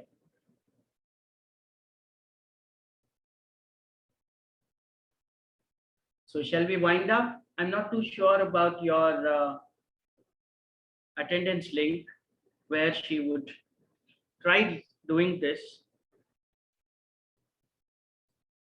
Okay, I'll send everything, whatever I have.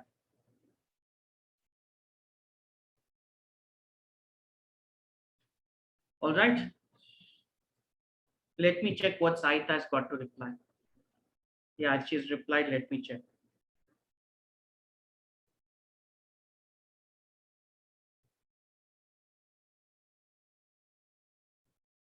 Okay, I think she will send it to you all. Let's wait for 2 minutes. If you get the link, fill the attendance.